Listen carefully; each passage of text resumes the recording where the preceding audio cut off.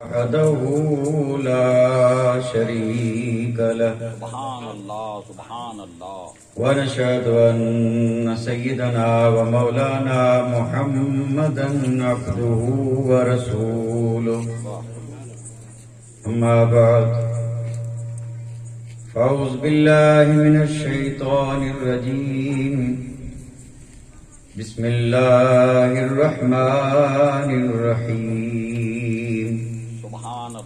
سبحان اللہ قل لا أسألكم عليه أجرا سبحان اللہ إلا المودة في القربى سبحان اللہ سبحان اللہ آمنت بالله صدق الله مولانا العظيم جی وصدق رسوله النبي الكريم سبحان اللہ سبحان ونحن على ما قال من الشاهدين والشاكرين والحمد لله رب العالمين واہ كما قال الله تبارك وتعالى في عظمة شان حبيبه جی إن الله وملائكته يصلون على النبي يا أيها الذين آمنوا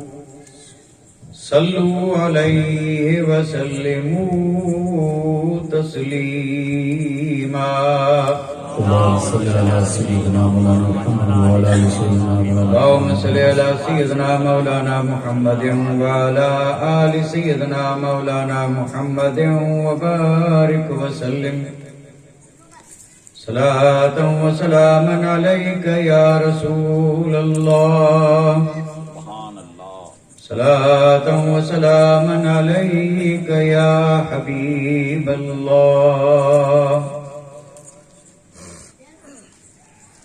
کس زبان سے ہو بیان جی مدح و شان اہل بیت واہ کس زبان سے ہو بیان مدح و شان اہل بیت جی مدح گوئے مصطفیٰ ہے مدح خان اہل بیت سبحان اللہ سبحان اللہ اور ان کی پاکی کا خدا پاک کرتا ہے بیان جی جی ان کی پاکی کا خدا پاک کرتا ہے بیان آیہ تطہیر سے ظاہر ہے شان اہل بیت سبحان اللہ سبحان اللہ آیہ تطہیر سے ظاہر ہے شان اہل بیت جی اور ان کے گھر میں بے اجازت جبرائیل آتے نہیں واہ واہ سبحان اللہ ان کے گھر میں بے اجازت جبرائیل آتے نہیں جی اور قدر والے چاہتے ہیں عز و شان اہل بیت سبحان اللہ سبحان اللہ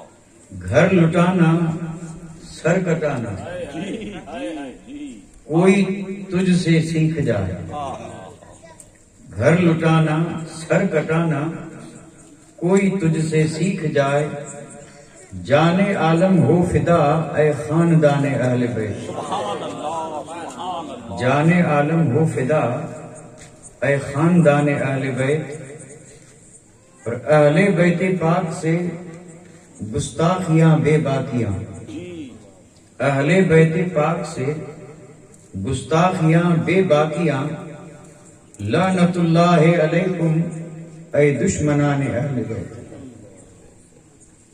لعنت اللہ علیکم اے دشمنان اہل بیت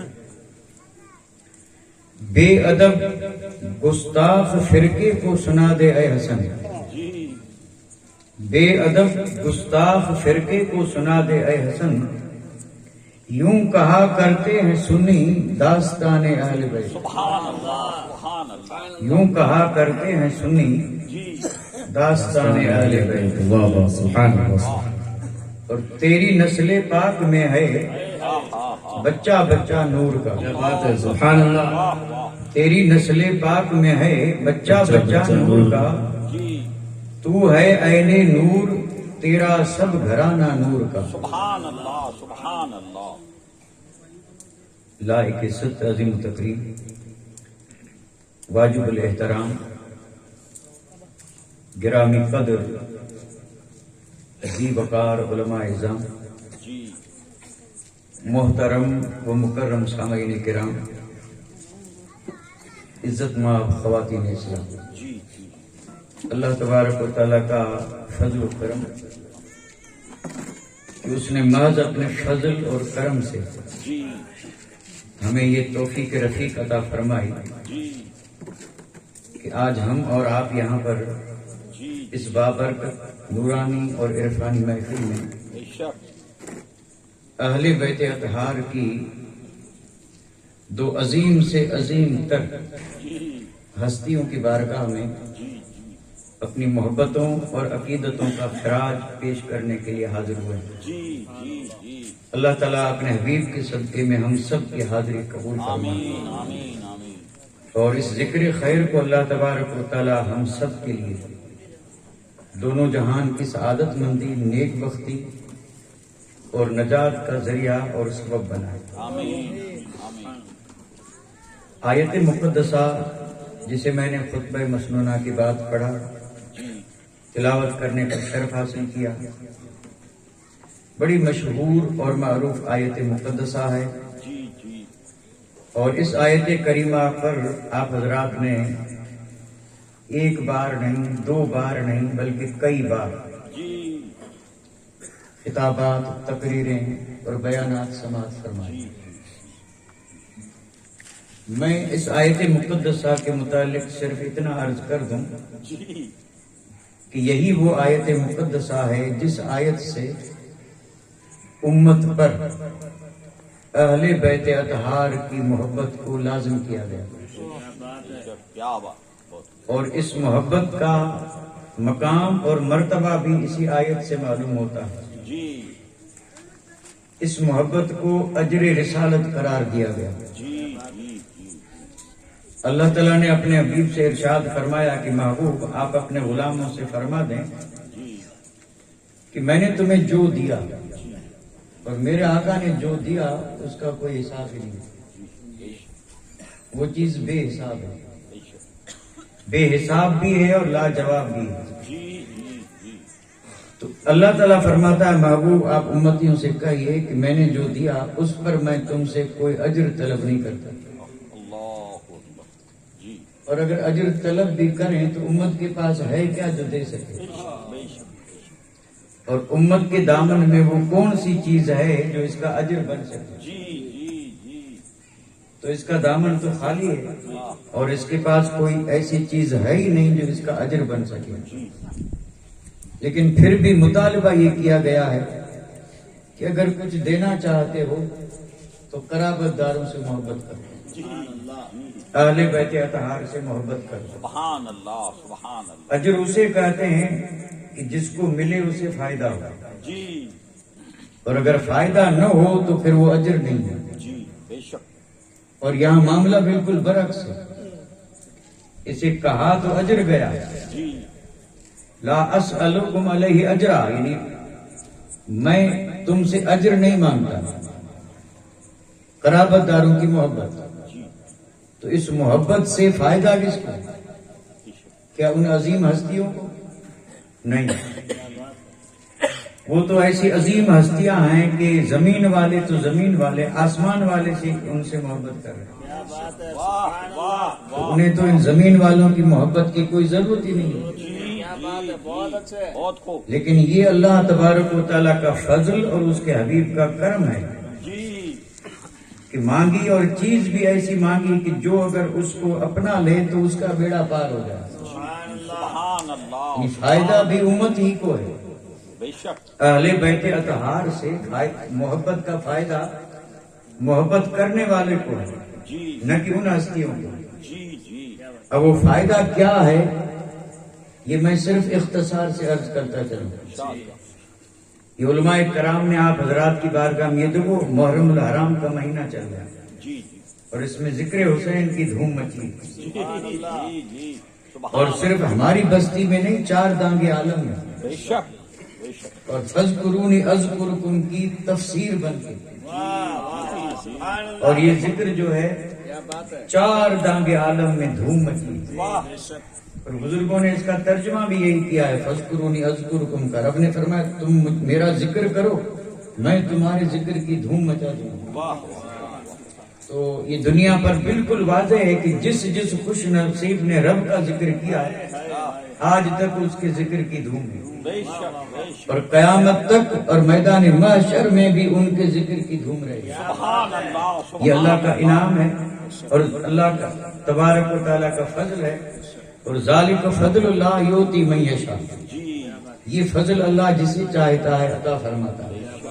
تو میں ایک حدیث کی بات کر رہا تھا، جی تفسیر کشاف کے حوالے سے امام فخر الدین رازی نے بیان کیا، اللہ اکبر اور اس میں بڑی تفصیل کے ساتھ اس اہل بیت اطہار کی محبت کے جو انعامات ہیں ان کا ذکر ہے۔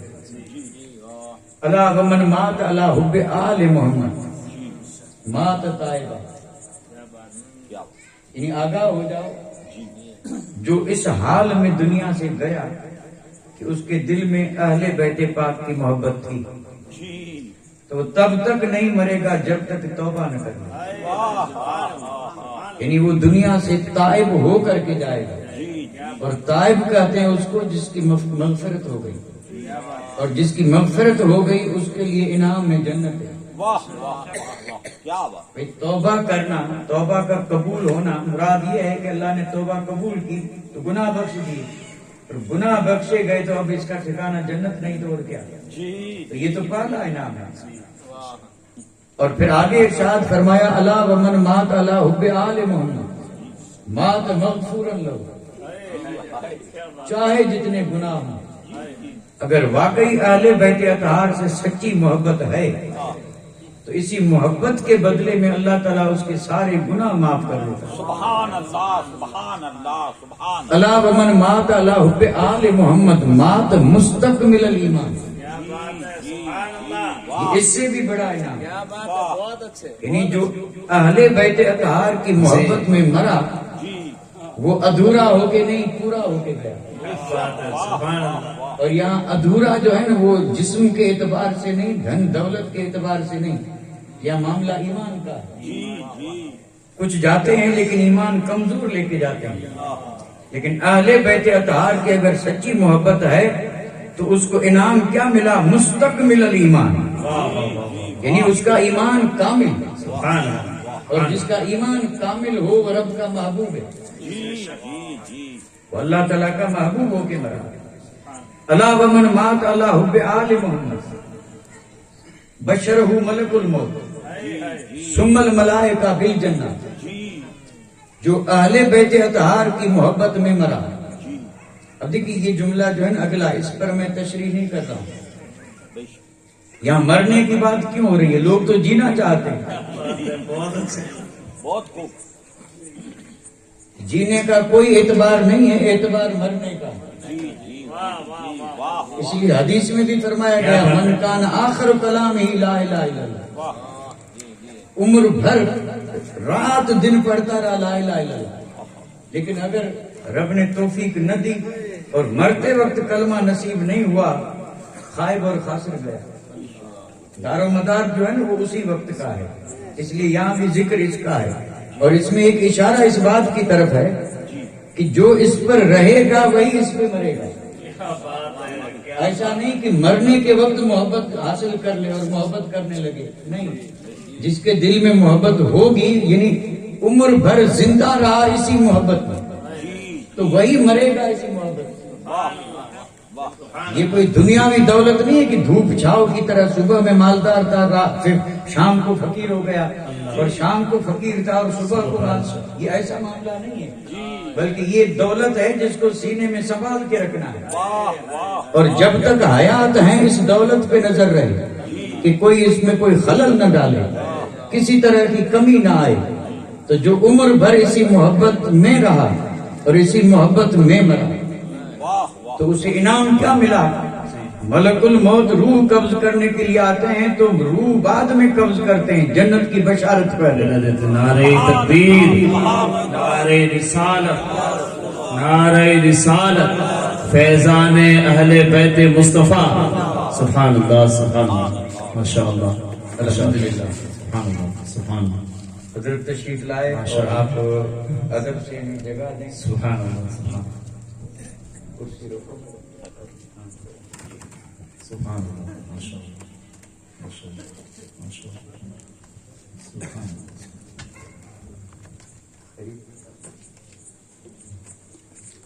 بآواز بلند درود شریف پڑھ لیں.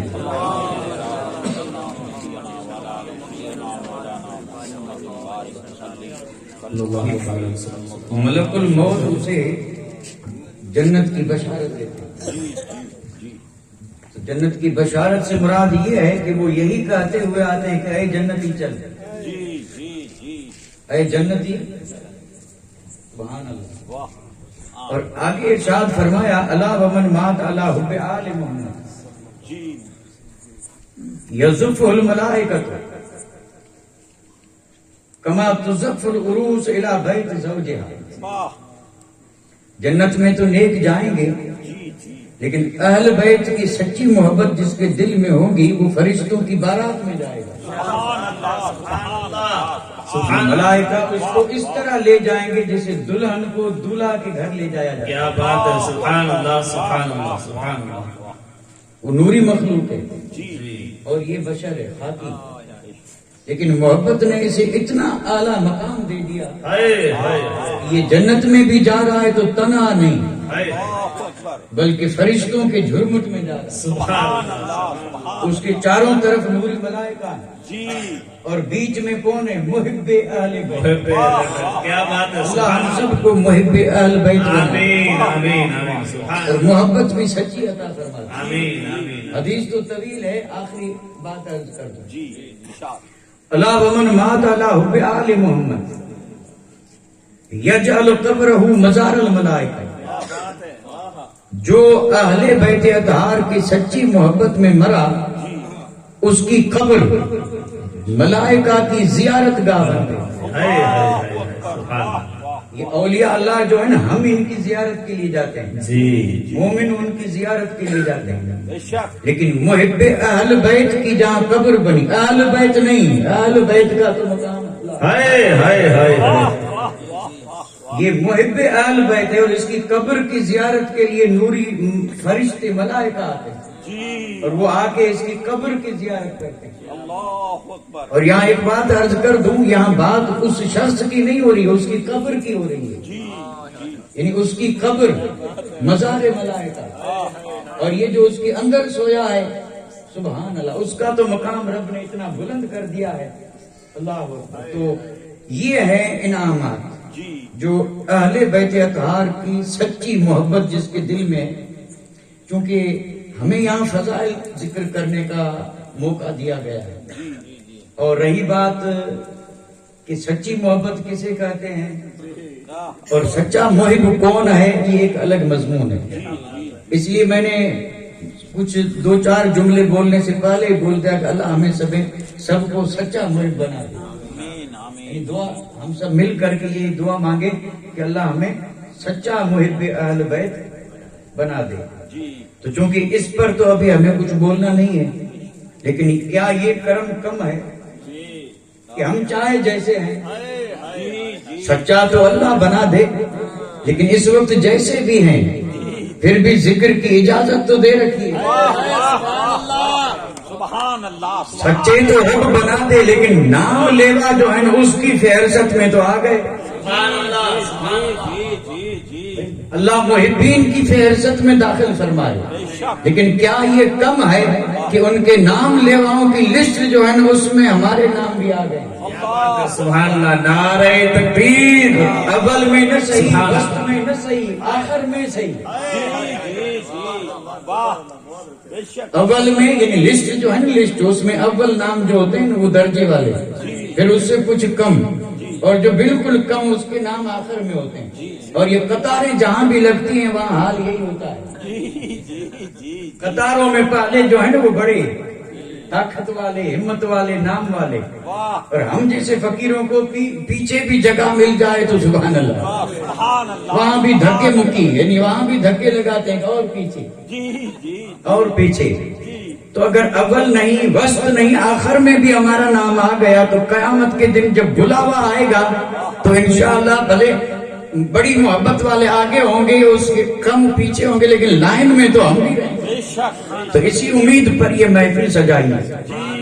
اور جنہوں نے سجائی جو آئے، جی اللہ ان سب کی اس حاضری کو قبول فرمائے۔ آمین اب چونکہ حضرت نے تو اعلان کیا تھا، اس میں ایک ذات کا ذکر کیا اور میں نے کر دیا دو، جی جی جی کیا بات کیونکہ ہمیں ان دونوں عظیم ہستیوں کی بارگاہ میں، دیکھیں کربلا کا واقعہ 10 دن ذکر ہوتا ہے، جی جی اس میں جو جو شہزادے شہید ہوئے ان کا ذکر تفصیل سے ہوتا ہے، جی لیکن امام زین العابدین سید سجاد اور سیدہ حضرت بی بی زینب، جی جی ہائے ان کا نام تو ضرور آتا ہے بے شک لیکن تفصیلاً ذکر نہیں آتا۔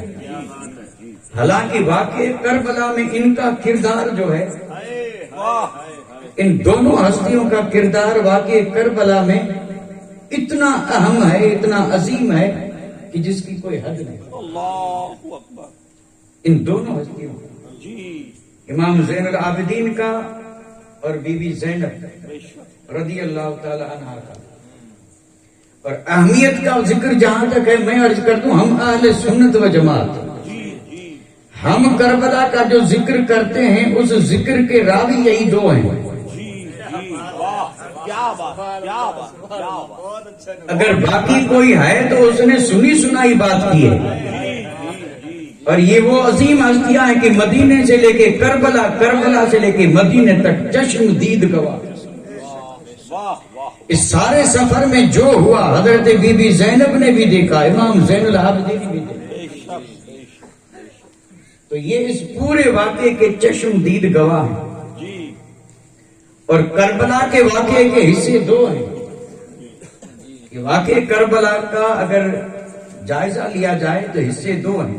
جی مدینے سے لے کے کربلا تک سالار کوئی اور ہے، واہ واہ واہ واہ سردار بظاہر کوئی اور ہے، جی جی جی لیکن واقع کربلا ہوا اور یہ جو محرم کی 11ویں تاریخ آئی اس کے بعد سالار کوئی اور ہے۔ واہ واہ واہ سبحان اللہ سبحان قافلہ اللہ وہی ہے، بہت قافلے میں اگرچہ بہت سارا فرق آ گیا، جی جی بہت سارا فرق آ گیا، لیکن سالار کوئی اور ہے۔ جی کیا بات جا رہے تھے تو سالار قافلہ سید الشہداء امام عالی مقام تھے، واہ واہ بے شک اور عظیم قربانی دے کر کے جب یہ قافلہ لوٹا ہے تو کربلا سے کوفہ، کوفہ سے بصرہ، دمشق، اور وہاں سے ہوتے ہوئے مدینہ منورہ یہ قافلہ پہنچا تو وہاں سالار کوئی اور نہیں تھا۔ سالار اگر تھی تو حضرت سیدہ بی بی زینب رضی اللہ تعالی عنہ، نعرہ تکبیر نعرہ رسالت علماء اہل سنت علامہ اس مولانا لیے خاطب صاحب آپ کہیں بھی کربلا کا واقعہ سنیں تو آپ نے یہ ضرور سنا ہوگا، ضرور سنا ہوگا، اور آپ کو یاد بھی ہوگا۔ جی جی جب عقیدت والے، محبت والے ذکر کرتے ہیں تو کہتے ہیں کہ شہیدوں کے سردار امام حسین۔ جی جی شہیدوں کے سردار کون ہیں؟ امام حسین۔ جی اب اگر میں آپ سے پوچھوں کہ اسیروں کے سردار کون ہیں، واہ واہ واہ اسیر آپ سمجھے بھی نہیں۔ اسیر مانا قیدی، جی جی جن کے صدقے میں پوری امت کو رہائی ملے گی، چھٹکارا، دوزخ سے چھٹکارا۔ اور یہ چھٹکارا ایسی نہیں، وہی مقدس اور نوری قافلہ واہ قیدی بنا تھا۔ اللہ اور کربلا سے لے کے مدینہ تک آپ سفر پڑیں، اس میں قیدی ہیں، جی اگرچہ مختصر ہیں، چھوٹا سا قافلہ ہے، شہزادیاں ہیں اور چھوٹے بچے ہیں اور ایک بیمار ہے، لیکن کربلا سے کوفے کی طرف جا رہے تھے تو یہ اسیر تھے۔ اسیر کا مطلب یہ ہے کہ یزیدیوں نے قیدی بنایا تھا، اللہ اکبر بیڑیاں پہنائی تھی، ہتھکڑیاں ڈالی تھی، اور ننگے اونٹ کی پیٹھ پہ بٹھایا تھا۔ اب یہ وہ داستانیں ہیں کہ نہ تو کوئی حقیقت میں بیان کرتا ہے، نہ کر سکتا ہے، نہ سن سکتا ہے، اور اگر ہم بیان کرتے بھی ہیں تو سرسری، سنتے بھی ہیں تو سرسری، لیکن کبھی آنکھ بند کر کے اس منظر کو دل میں بٹھایا کہ حال کیا تھا۔ تو یہ جو قافلہ سالار، ان اسیر جو تھے، ان کی سالار کون تھی؟ جی بی بی زینب. اللہ اکبر. اچھا میں آپ سے پوچھوں کہ اس وقت اس پورے قافلے کو سنبھالنا کیا کسی معمولی ہمت کی ضرورت تھی؟ تو آپ کہیں گے نہیں، یہاں ایسی شجاعت کی ضرورت تھی بے شک.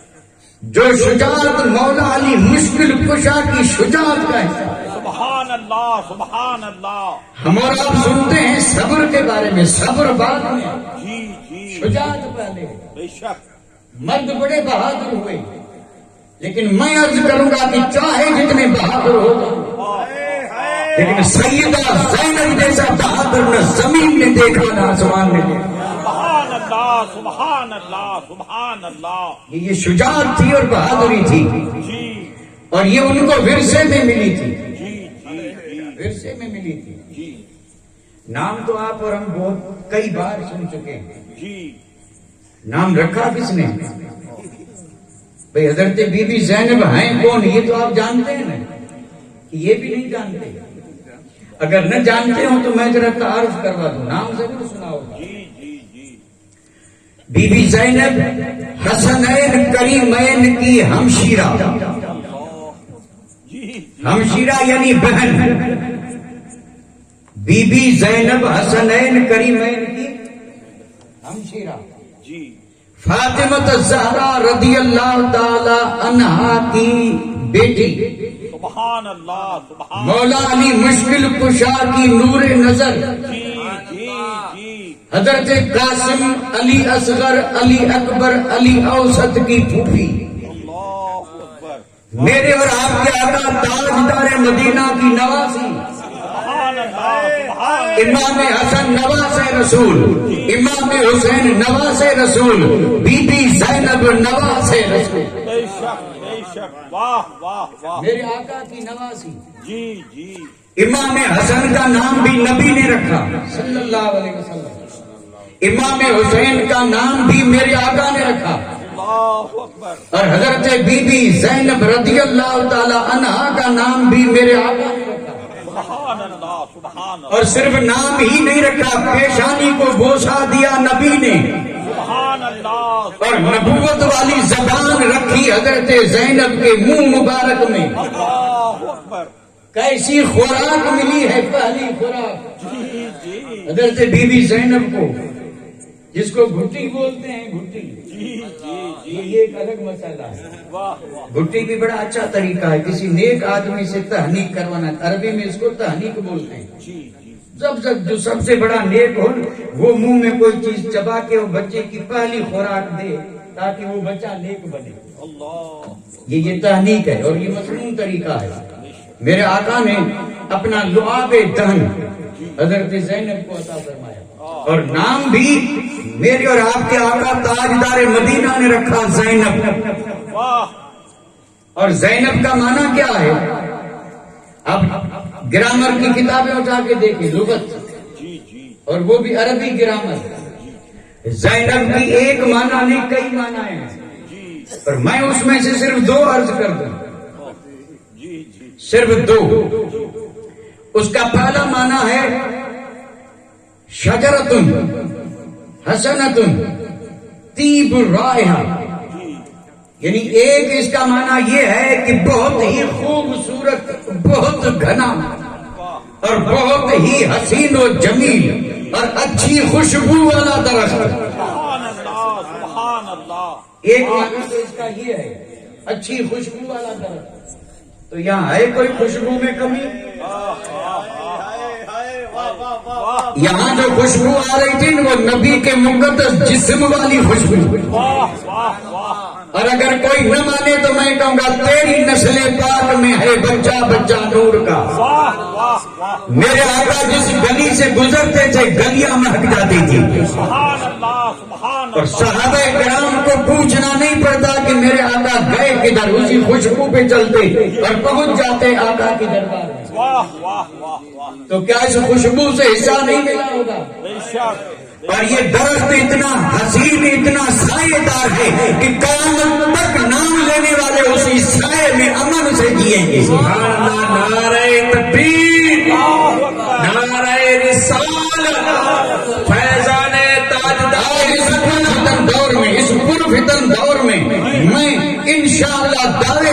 عرض کر رہا ہوں، ہم اگر ذرا سی بھی سلامتی اور امن میں ہے تو صدقہ بی بی زینب کی قربانی کا۔ اور یہ میں اپنی طرف سے نہیں بلکہ حدیث پاک ہے، میرے آقا نے فرمایا اہل بیتی امان لاہل الارض،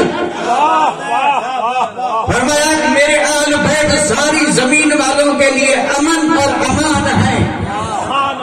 سبحان اللہ، پوری کائنات میں جہاں مٹانے کی کوششیں رات دن ہو رہی ہیں لیکن مٹنے کا نام نہیں لیتے، اور یہ اتنا تشدد، اتنی زیادتی اور اتنی پریشانیاں، پھر بھی اگر کہیں امن کا پرچم لہراتا نظر آتا ہے تو یہ امن نہ اس کی وجہ سے ہے نہ اس کی وجہ سے ہے، امن ہے تو میرے آقا کے اہل بیت اور اولاد پاک کے صدقے میں ہے۔ فرمایا اہل بیتی، میرے اہل بیت سبحان اللہ، سبحان امان اللہ، لأہل الارض، جی جی، صرف ہمارے لیے نہیں، زمین والوں کے لیے، بے شک، اور زمین میں نہ معلوم کیسی کیسی مخلوق ہے، آہ، اور سب چین سے زندگی بسر کر رہی ہے، پینے کو کھانے کو سب کچھ مل رہا ہے، جی جی، اور یہ صدقہ اہل بیت اطہار کا امان ہے، امان، بے شک، گارنٹی، بے شک، تبھی تو امن ہے، ورنہ امن کہاں؟ تو یہ ہے وہ درخت جو مہکتا بھی ہے اور امن بھی دیتا ہے۔ بے شک، یہ تو ایک معنی ہوا نا۔ اچھا، دوسرا معنی اور قابل غور ہے، جی، اور دوسرے معنی کو کہیں اور جانے کی ضرورت نہیں، صرف پاک نام جس کو وضو سے لینا چاہیے۔ یہ میرے آقا کا جو مقدس خاندان ہے، چاہے حضور کی سب شہزادیاں ہوں، چاہے آپ کے شہزادے ہوں، چاہے شہزادوں کے شہزادے شہزادیاں ہوں، پنجتن پاک، ان کی اولاد، ان کا نام لینا ہو تو پہلے وضو کرے، جی جی جی، کیا بے وضو نام نہ لیں۔ بات، اور یہ ہمیں درس دیا ہے مفتی اعظم ہند نے۔ بے شک، بے شک، بے شک، واہ واہ واہ، مفتی اعظم ہند کا کوئی آدمی امتحان لینے آیا تھا، جی جی، اور تھا کوئی میرے جیسا، اللہ، جیسا جس کا ذہن ویسا ہی اس کا خیال اور سوال، وہ سمجھ کے آیا تھا سوال ایسا پوچھوں گا کہ یہ جواب نہیں دے پائیں گے، کہتے ہیں مفتی اعظم ہیں، میں ایسا سوال کروں گا کہ جواب نہیں دے پائیں گے۔ اب یہ آیا اور آ کے پوچھا کہ مفتی صاحب بتائیے ہمارے نبی کی شہزادیاں کتنی تھی اور نام کیا تھے؟ تو وہ یہ سمجھ رہا تھا کہ ان کو پتا ہی نہیں ہوگا، تو سوال کیسا پوچھا؟ یہ گوار تھا یا نہیں؟ گوار کس کا نہیں تھا؟ اس نے کہا کہ مفتی صاحب آپ مفتی اعظم ہیں اور ہندوستان میں آپ جیسا کوئی مفتی نہیں، میں سوال لے کے آیا ہوں، آپ بتائیں کہ ہمارے نبی صلی اللہ علیہ وسلم کی بیٹیاں کتنی تھی؟ تو اب یہ تو سمجھ رہا تھا کہ جواب آئے گا نہیں، تو اس نے پوچھا کہ مفتی صاحب کی حالت بدلی، آپ نے فرمایا تھوڑا صبر کر، میں ابھی آتا ہوں اور جواب دیتا ہوں۔ اب آپ حجرے سے اٹھے اور اندر گئے اور یہ پھولے نہ سمائے، خوش ہو رہا تھا، کہا دیکھا جواب نہیں آ رہا، کتاب دیکھنے گئے، کتاب میں دیکھ نام بھی یاد نہیں اور یہ بھی معلوم نہیں کہ نبی کی شہزادیاں کتنی۔ ابھی مفتی صاحب تو کسی اور وجہ سے اندر گئے تھے، اندر گئے اور باہر آئے اور جواب دیا کہ میرے آقا کی شہزادیاں 4 تھی، حضرت زینب، حضرت رقیہ، حضرت ام کلثوم، حضرت فاطمہ، چاروں نور۔ اور اگر چاروں نور نہ ہو تو عثمان غنی کو لقب ذوالنورین نہ ملے۔ 2 شہزادیاں جب نکاح میں آئی تو ان کو بھی لقب ملا 2 نور والے، اور یہ 2 نور کون ہیں؟ نبی کی شہزادیاں، تو پھر چاروں شہزادیاں بنی نور، نور ہیں یا نہیں؟ تو اب جب وہ سوال پوچھ کر کے جب جانے لگا تو کسی نے عرض کی کہ آقا یہ کوئی مشکل مسئلہ تو تھا نہیں، اور آپ اندر گئے پھر باہر آئے، اس کو موقع دے دیا، اب یہ کہے گا کہ معلوم نہیں تھا، کتاب دیکھنے گئے۔ تو آپ نے فرمایا بیٹا بات یہ نہیں تھی، اتفاق سے اس وقت میرا وضو نہیں تھا، اللہ اکبر، واہ، میرا وضو نہیں تھا، تو میں بغیر وضو کے ان شہزادیوں کے نام کیسے لیتا؟ اس لیے میں اندر کتاب دیکھنے نہیں وضو کرنے گیا تھا، تاکہ وضو کروں اور پھر نام لوں۔ واہ واہ واہ، یہ ہے عظمت ان ہستیوں کی۔ جی جی، اور آج گلیوں میں نام کس حال میں لیے جا رہے ہیں؟ اور یہ دیکھنا ہو تو 10 محرم کو دیکھ لیں عاشقوں کا حال. پہلے وہ اپنی پوزیشن دیکھیں, اپنے منہ کا حال دیکھیں, جسم کا حال دیکھیں, اور نام لے رہے ہیں علی کا, امام حسین کا اور شہزادیوں کا. حد ہو گئی. اب اس کو کہیں کہ اللہ توفیق عطا فرمائے. نہ تو بغیر وضو نام لینا چاہیے اور نہ بغیر وضو ذکر سننا چاہیے. اگر برکتیں لینی ہے اور یہ چاہتے ہیں کہ ہمارے دونوں جہان سدھر جائیں اور ہم پہ اللہ کی رحمت برسے, تو پھر اس رحمت کے لیے, ذکر کے لیے پہلے ادب ضروری ہے. اگر ادب ہے تو سب کچھ ملے گا, اور ادب نہیں تو چاہے رات بھر جاگتے رہو, ذکر کرتے رہو, مقصد کو نہیں پا سکیں گے. ادب پہلے ہے اور انعام بعد میں. سبحان اللہ, سبحان اللہ, سبحان اللہ. بہت خوب. ادب تاجے از لطف الہی, بنے بر سر برو ہر جا کی خواہی. واہ واہ. یہ ادب ایسا تاج ہے اللہ کے لطف کا, اسے سر پہ رکھ پھر جہاں جی چاہے چلا جا, کامیابی تیرے قدم چومیں گے. سبحان اللہ, سبحان اللہ. تو میں عرض کر رہا تھا کہ دوسرا معنی جو لغت میں لکھا ہے وہ حضرت سیدہ زینب کے نام سے بالکل ظاہر اور باہر ہے. جی جی یہ دو لفظ ہیں الگ اور ترکیب دی گئی ہے. جی. اگر عربی میں کہیں تو اس کا اصل ہے زین الاب, زین الاب, اور فارسی میں کہیں تو زین اب. اب کی معنی باپ, زین کی معنی زینت. یعنی یہ شہزادی کون ہے تو نام یہ ایسا رکھا کہ یہ باپ کی زینت, یہ باپ کی زینت. زین الاب, زین اب, جو بھی ترکیب کریں, لیکن حقیقت میں یہ معنی لکھا ہے. اور اگر کسی کو سمجھ میں نہ آئے تو گرامر اور یہ لغت اٹھا کر کے دیکھ لیں. یعنی باپ کی زینت. اب باپ کی زینت سے مراد کیا ہے؟ باپ کی زینت سے مراد یہ ہے کہ جو باپ میں ہے یہ اس کا مظہر ہے. یعنی جو کمال, جو خوبی باپ میں ہے وہ خوبی کمال ان کی ذات سے ظاہر. اور یہ باپ کی زینت اس لیے ہے کہ مولا علی میں خوبیوں کی کوئی کمی نہیں. مولا علی جامع ہیں, جامع ساری خوبیاں حضور کے صدقے میں مولا علی کو ملی. بے شک یہ جامع ہیں خوبیوں کے, لیکن مولا علی کی ایک خوبی جو ہے وہ جگ مشہور ہے, اور وہ ہے مولا علی کی شجاعت. اور شجاعت نہ سمجھے تو ترجمہ کر دوں بہادری. مولا علی جیسا کوئی بہادر نہیں. شاہ مردہ, شیر جیسا, قوت پروردگار, لا فتح الا علی, لا سیف الا ذوالفقار. نعرہ تکبیر, نعرہ رسالت, نعرہ حیدری. سبحان اللہ. اور یہ مولا علی کی شجاعت اپنی نہیں ہے, یہ قوت پروردگار ہے. مولا علی مردوں کے شاہ ہیں, شیر یزداں رب کے شیر ہیں. شاہ مرداں شیر یزداں. تو جو خدا کا شیر ہو اس میں شجاعت کی کمی ہوگی؟ سوال ہی پیدا نہیں ہوتا. مولا علی میں شجاعت کی کمی نہیں تھی. اور اگر کسی پہ گفتگو کریں تو پھر وقت چاہیے. مولا علی کی شجاعت پہ جنگ میں جاتے ہوئے لوگ ڈرتے ہیں, مولا علی مسکراتے جاتے تھے. اللہ اکبر. واہ. چاہے جیسا پہلوان ہو, مولا علی مسکراتے جاتے تھے. جی جی.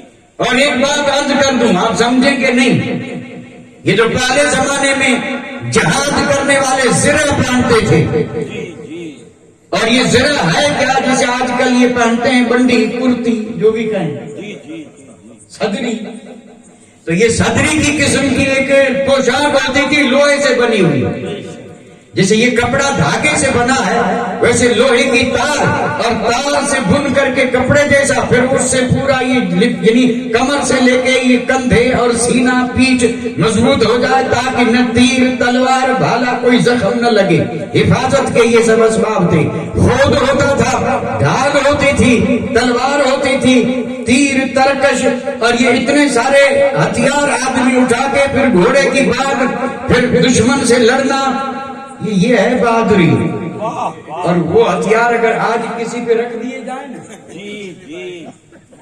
سارے نہیں، اگر خود ہی اٹھا کے کسی کے سر پہ رکھ دیا جائے تو سر کھولنے لگے، اور وہ کہ دم گھٹ رہا ہے اتارو۔ اب جس کا خود سے دم گھٹے وہ جنگ کیا کرے گا؟ اس لیے رب نے بھی کرم فرمایا، ویسی جنگیں اب ہوتی بھی نہیں ہیں۔ اب جنگ کا سارا معاملہ ہی بدل گیا، سارا دھوکہ ہے، ایک بم گرا تو کافی ہے، میدان میں نکلنے کی ضرورت ہے جنگ کی۔ تو یہ سیرت میں لکھا ہے کہ مولا علی جو زرہ باندھتے تھے، جو ساری کی ساری لوہے کی ہوتی تھی، آپ کی زرہ کا حال یہ تھا، اگلا بھاگ لوہے کا، پیچھے کپڑا۔ کسی نے پوچھا مولا علی یہ کیا راز سمجھ میں نہیں آیا، زرہ اس لیے باندھتے ہیں کہ یہ سارے جسم کی حفاظت کرے، پیچھے کپڑا کیوں؟ فرمایا علی نے کبھی پیٹھ دکھائی نہیں ہے، اور علی جب بھی گیا ہے تو دشمن سے سینہ تان کر کے مقابلہ کیا ہے، یہ ہے شجاعت علی کی، اور اسی شجاعت کی زینت ہے زینب، مظہر ہے حضرت بی بی زینب۔ اور اگر اب بھی سمجھ میں نہ آئے تو میں عرض کرنے کی میرے پاس بھی ہمت نہیں اور وقت بھی نہیں، اور اگر بی بی زینب کی شجاعت دیکھنا ہو تو کوفے میں دربار دیکھیں، یزیدی دربار دیکھیں، اور اس دربار میں حضرت زینب نے شجاعت کا مظاہرہ کیا ہے، قسم رب کی آج تک کوئی نہ کر سکا۔ واہ واہ واہ واہ، کیا بات! اور صرف شجاعت ہی نہیں، بی بی زینب کا صبر بھی لاجواب ہے۔ بہت اور ہمارے بزرگ فرماتے ہیں اور دعوے سے فرماتے ہیں کہ حضرت آدم سے لے کے اس وقت تک عورتیں بڑی شان والی آئی، بڑی عظمت مرتبے والی آئی، ان سب کی عظمتوں کو ہمارا سلام، لیکن آج تک کوئی عورت ایسی صبر والی اور شجاعت والی حضرت بی بی زینب جیسی نہیں آئی۔ اور اس کی وجہ یہ ہے کہ جتنی مصیبتیں، جتنی بلائیں، جتنی تکلیفیں، جتنی آزمائشیں حضرت بی بی زینب پہ آئی ہیں کسی پہ نہیں، لیکن باوجود اس کے آپ کے پاس یہ دو چیزیں بدرجہ عدم تھی، صبر بھی تھا اور شجاعت بھی تھی۔ سبحان اللہ، سبحان شجاعت اللہ۔ بھی تھی۔ جی جی جی جی کیسے کیسے دور دیکھے تھے حضرت بی بی زینب نے۔ جی، حضرت مولا علی نے جب کوفے کو دار خلافہ بنایا، جی اب بتائیے، اب یہ اتنا بولنے سے بات سمجھ میں آ جائے گی؟ وضاحت دیکھیے، جی جی میرے آقا سے لے کے امام حسن تک جی اسلامی حکومت کا دار خلافہ، جی جسے آج کل راجدھانی کہتے ہیں، یہ میرے آقا نے حکومت قائم فرمائی تھی، جس کا نظام خداوندی تھا، اور دوسرا نام اس کا نظام مصطفی۔ جی جی جی یہ جو نظام قائم ہوا تھا، اس نظام کو چلاتے رہے، پہلے میرے آقا نے چلایا، پھر 2.5 سال ابو بکر صدیق نے چلایا، پھر 10 سال فاروق اعظم نے چلایا، پھر 12 سال عثمان غنی نے چلایا، پھر 5 سال مولا علی نے چلایا، پھر 6 مہینے امام حسن نے چلایا۔ یہ سب مل کر کے ہوئے خلافت راشدہ، جس کے بارے میں میرے آقا نے پہلے فرما دیا تھا کہ خلافت رہے گی 30 برس، اس کے بعد آئے گی ملکیت۔ اب بتائیے، اب یہ چیز جو ہے یہ ہمارے سروں کے اوپر سے جا رہی ہے، واللہ عالم بالصواب۔ کیا نظام، کیا خلافت اور کیا ملوکیت، یہ تو وہی سمجھ سکتے ہیں جن کا علم سے واسطہ ہو۔ جی جی ہم تو نہیں پڑھے، بچوں کو تو پڑھائیں جی جی تاکہ وہ ساری باتیں سمجھ سکیں، بے شک۔ سن کے سمجھیں، پڑھ کے سمجھیں، ویسے سمجھ میں نہیں آئے گا۔ جی تو مولا علی مشکل کشا نے دار خلافہ بنایا کوفے کو، یعنی اب مدینہ نہیں، اب اسلام کا دار خلافہ راجدھانی کون ہے؟ کوفہ۔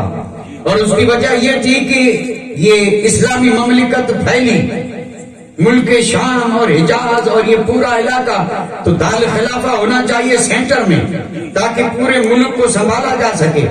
وجہ اور بھی رہی ہوگی، یعنی ایک وجہ تو بالکل سمجھ میں آ رہی ہے کہ آپ نے کوفے کو دار خلافہ بنایا، اور جب آپ نے کوفے کو دار خلافہ بنایا تھا تو ظاہر بات ہے مدینہ منورہ سے یہ مقدس خاندان ہجرت کر کے کوفہ گیا تھا، اور اس وقت وہاں سب حضرت مولا علی کے چاہنے والے تھے، شیعان علی، حضرت علی کو چاہنے والے تھے، محبت کرنے والے تھے، مرید کہیں تو بھی کہہ سکتے ہیں، بڑے عقیدت مند تھے۔ مولا علی جب گئے تھے تو تاریخ والے لکھتے ہیں کہ کوفے کے شہر میں جب داخل ہوئے تھے تو حضرت زینب جب اس دروازے سے داخل ہوئی تھی تو شہزادیوں کی طرح گئی تھی، شہزادی بن کے حضرت بی بی زینب گئی تھی، کیونکہ مولا علی کی نور نظر ہے، فاطمہ زہرا کی لخت جگر ہے، حسنین کی بہن ہے، ہمشیرہ ہے، بڑے قدر کے ساتھ شان کے ساتھ استقبال کر کے شہزادی کی طرف کوفے کے دروازے سے انہیں بڑے ادب سے لوگ لے گئے تھے۔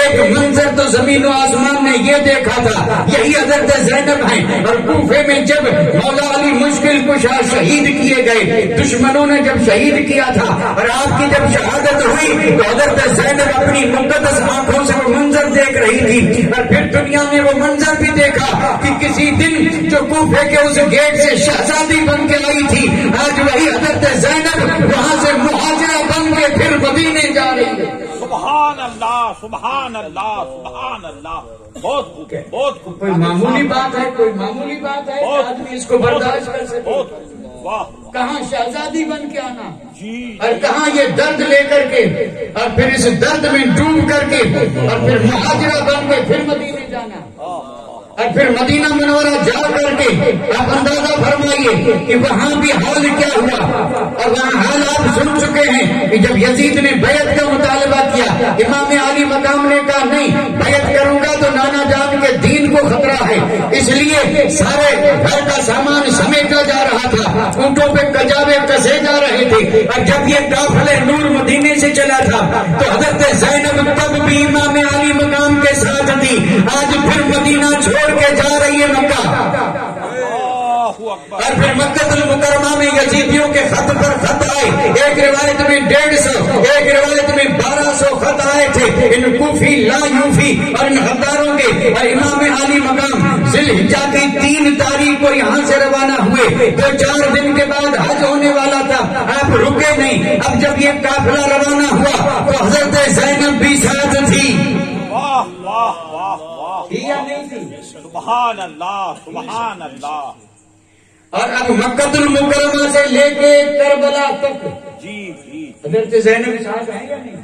جی جی، تو ہم ذکر تو سب کرتے ہیں، بے شک، لیکن کہیں اس طرح کہ حضرت زینب اس پورے سفر میں، اس لیے حضرت زینب کو کہا گیا کہ امام حسین کے غم اور خوشی میں شریک، اللہ، یہ حضرت امام علی مقام سے کبھی جدا نہ ہوئی، جی، شوہر ان کے تھے مکے میں رہ گئے تھے، ہاں شہزادوں کو لے لیا تھا، حضرت زینب نے اپنے دونوں بیٹوں کو لے لیا تھا، محمد اور جو کربلا میں امام علی مقام کے قربان ہو گئے، لیکن حضرت سیدہ زینب ساتھ میں ہیں، اور پھر جب کربلا میں خیمے گاڑے جا رہے تھے، یہ قافلہ نور رکا تھا، امام علی مقام نے پوچھا تھا اس جگہ کا نام کیا ہے، لوگوں نے بتایا کربلا، فرمایا بس تو منزل تو آ گئی ہے، لہٰذا خیمے گاڑو، اور خیمے گاڑنے کے لیے جب زمین کھودی جاتی تھی تو نیچے سے پانی نہیں بلکہ خون نکلتا تھا، اس وقت بھی اگر پریشانی ہوئی ہے، بے قراری ہوئی ہے تو حضرت زینب رضی اللہ تعالی عنہا کو ہوئی ہے، خون نکلتا دیکھ کے کہنے لگی بھیا یہ زمین بڑی خطرناک ہے، کھودنے سے خون نکل رہا ہے، یہاں خیمے نہ گاڑے، آگے چلے، امام علی مقام نے فرمایا بہن یہی تو امتحان گاہ ہے، یہاں نیچے سے بھی خون نکل آئے اور ایک دن آئے گا کہ اوپر سے بھی خون برسے گا، سبحان اللہ، سبحان اللہ، اللہ، ابھی جو سارا سفر تھا جی یہاں تک، اور میں عرض کر دوں کہاں تک، 11ویں کے عصر تک، یا یوں کہیے کہ 10ویں کے عصر تک، یہ 10ویں، امام علی مقام دوپہر کو شہید ہو گئے، اب اس کے بیچ میں حضرت بی بی زینب سے جو باتیں ہوئی امام علی مقام کی، اب ان ساری کو تو ذکر کرنا ہمارے بس میں بھی نہیں اور اتنا وقت بھی نہیں، کیونکہ یہ ساری باتیں تو محرم کے 10 دنوں میں ہوتی رہتی ہیں، ہم تو اس میں سے تھوڑا سا کر کے، کیونکہ ہمارا مقصد ہے نذرانہ عرض کرنا اور کوئی مقصد نہیں، میں بھی جانتا ہوں کہ میں کوئی نئی بات نہیں سنا رہا ہوں، میں وہی باتیں کر رہا ہوں، لیکن اگر اس بات کو کئی بار روزانہ بھی کیا جائے تو رحمت ہی رحمت ہے، رحمت ہی رحمت ہے۔ اب میں آپ سے صرف یہ پوچھنا چاہتا ہوں کہ 10ویں کے دن حضرت بی بی زینب نے کیا دیکھا؟ کیا یہ آپ نہیں بتا سکتے کیا دیکھا؟ بھول جاتے ہیں، یہ کربلا کا واقعہ جو ہے نا یہ کب ہوا؟ 10ویں تاریخ محرم کی سن 61 ہجری، 10 تاریخ جمعے کا دن فجر نماز کے بعد سے لے کے 2 پہر تک یہی کربلا ہے. جتنی بھی جنگ ہوئی نا اسی میں ہوئی ہے، اور یہ جتنے شہزادے شہید ہوئے اسی بیچ میں ہوئے. امام عالی مقام بھی یہ جنگ اتنی ہی چلی ہے. اب یہ الگ بات ہے کہ اس جنگ کے ٹکڑے کر کے اور پھر پہلی تاریخ کو اس کو شہید کرو، دوسری کو اس کو شہید کرو، یہ سب بنی بنائی باتیں ہیں. پہلی تاریخ کو کوئی شہید ہوا ہی نہیں تھا. امام عالی مقام کا قافلہ 2 محرم کو تو کربلا میں پہنچا تھا، اور 2 سے لے کے اور 10 تک کوئی جنگ نہیں ہوئی، کوئی شہید نہیں ہوا، البتہ پانی بند ہوا تھا. تو یہ جو راتیں طے کر کے اور پھر نہ بے ادبیاں کرتے ہیں، اور وہ شہید کرنے والے بھی دھڑم سے کہہ دیتے ہیں. لوگ گلی کوچے میں پوچھتے ہیں کہ حضرت آج کس کو شہید کریں گے؟ تو کہتا آج آنا قاسم کو شہید کروں گا. نعوذ باللہ. یہ ذکر ہو رہا ہے، اور اس طرح کا ذکر لوگ پسند بھی کرتے ہیں. اور ایسے موقع پہ مجھے کچھ باتیں یاد آ جاتی ہیں. یہ پہلی تاریخ، دوسری تاریخ یہ تو ہم کہتے ہیں، یہاں تو اللہ بہتر جانے، کیونکہ یہ علاقہ ہمارے علاقے سے کچھ الگ ہے، کچھ کے علاقے سے. وہاں محرم کی پہلی تاریخ نہیں کہتے، وہاں کہتے ہیں پہلی دھوئی. پہلی تو آپ میں سے کوئی ہے جو مجھے بتا دے کہ یہ دھوئی کیا ہے؟ کیا بات ہے. پہلی دھوئی، دوسری دھوئی، اور دھوئی جہاں تک میرا خیال ہے دھوئیں کا بگڑا ہوا لفظ ہے، دھواں. اور دھواں کس سے نکلتا ہے؟ آگ سے نا. آگ کا یہاں کیا رکھا ہے بھئی؟ آگ کا یہاں نہ لینا نہ دینا. آگ کیا ہے؟ اور پھر آگ سے دھواں نکلے، نام رکھنے پہلی دھوئی، پھر دوسری.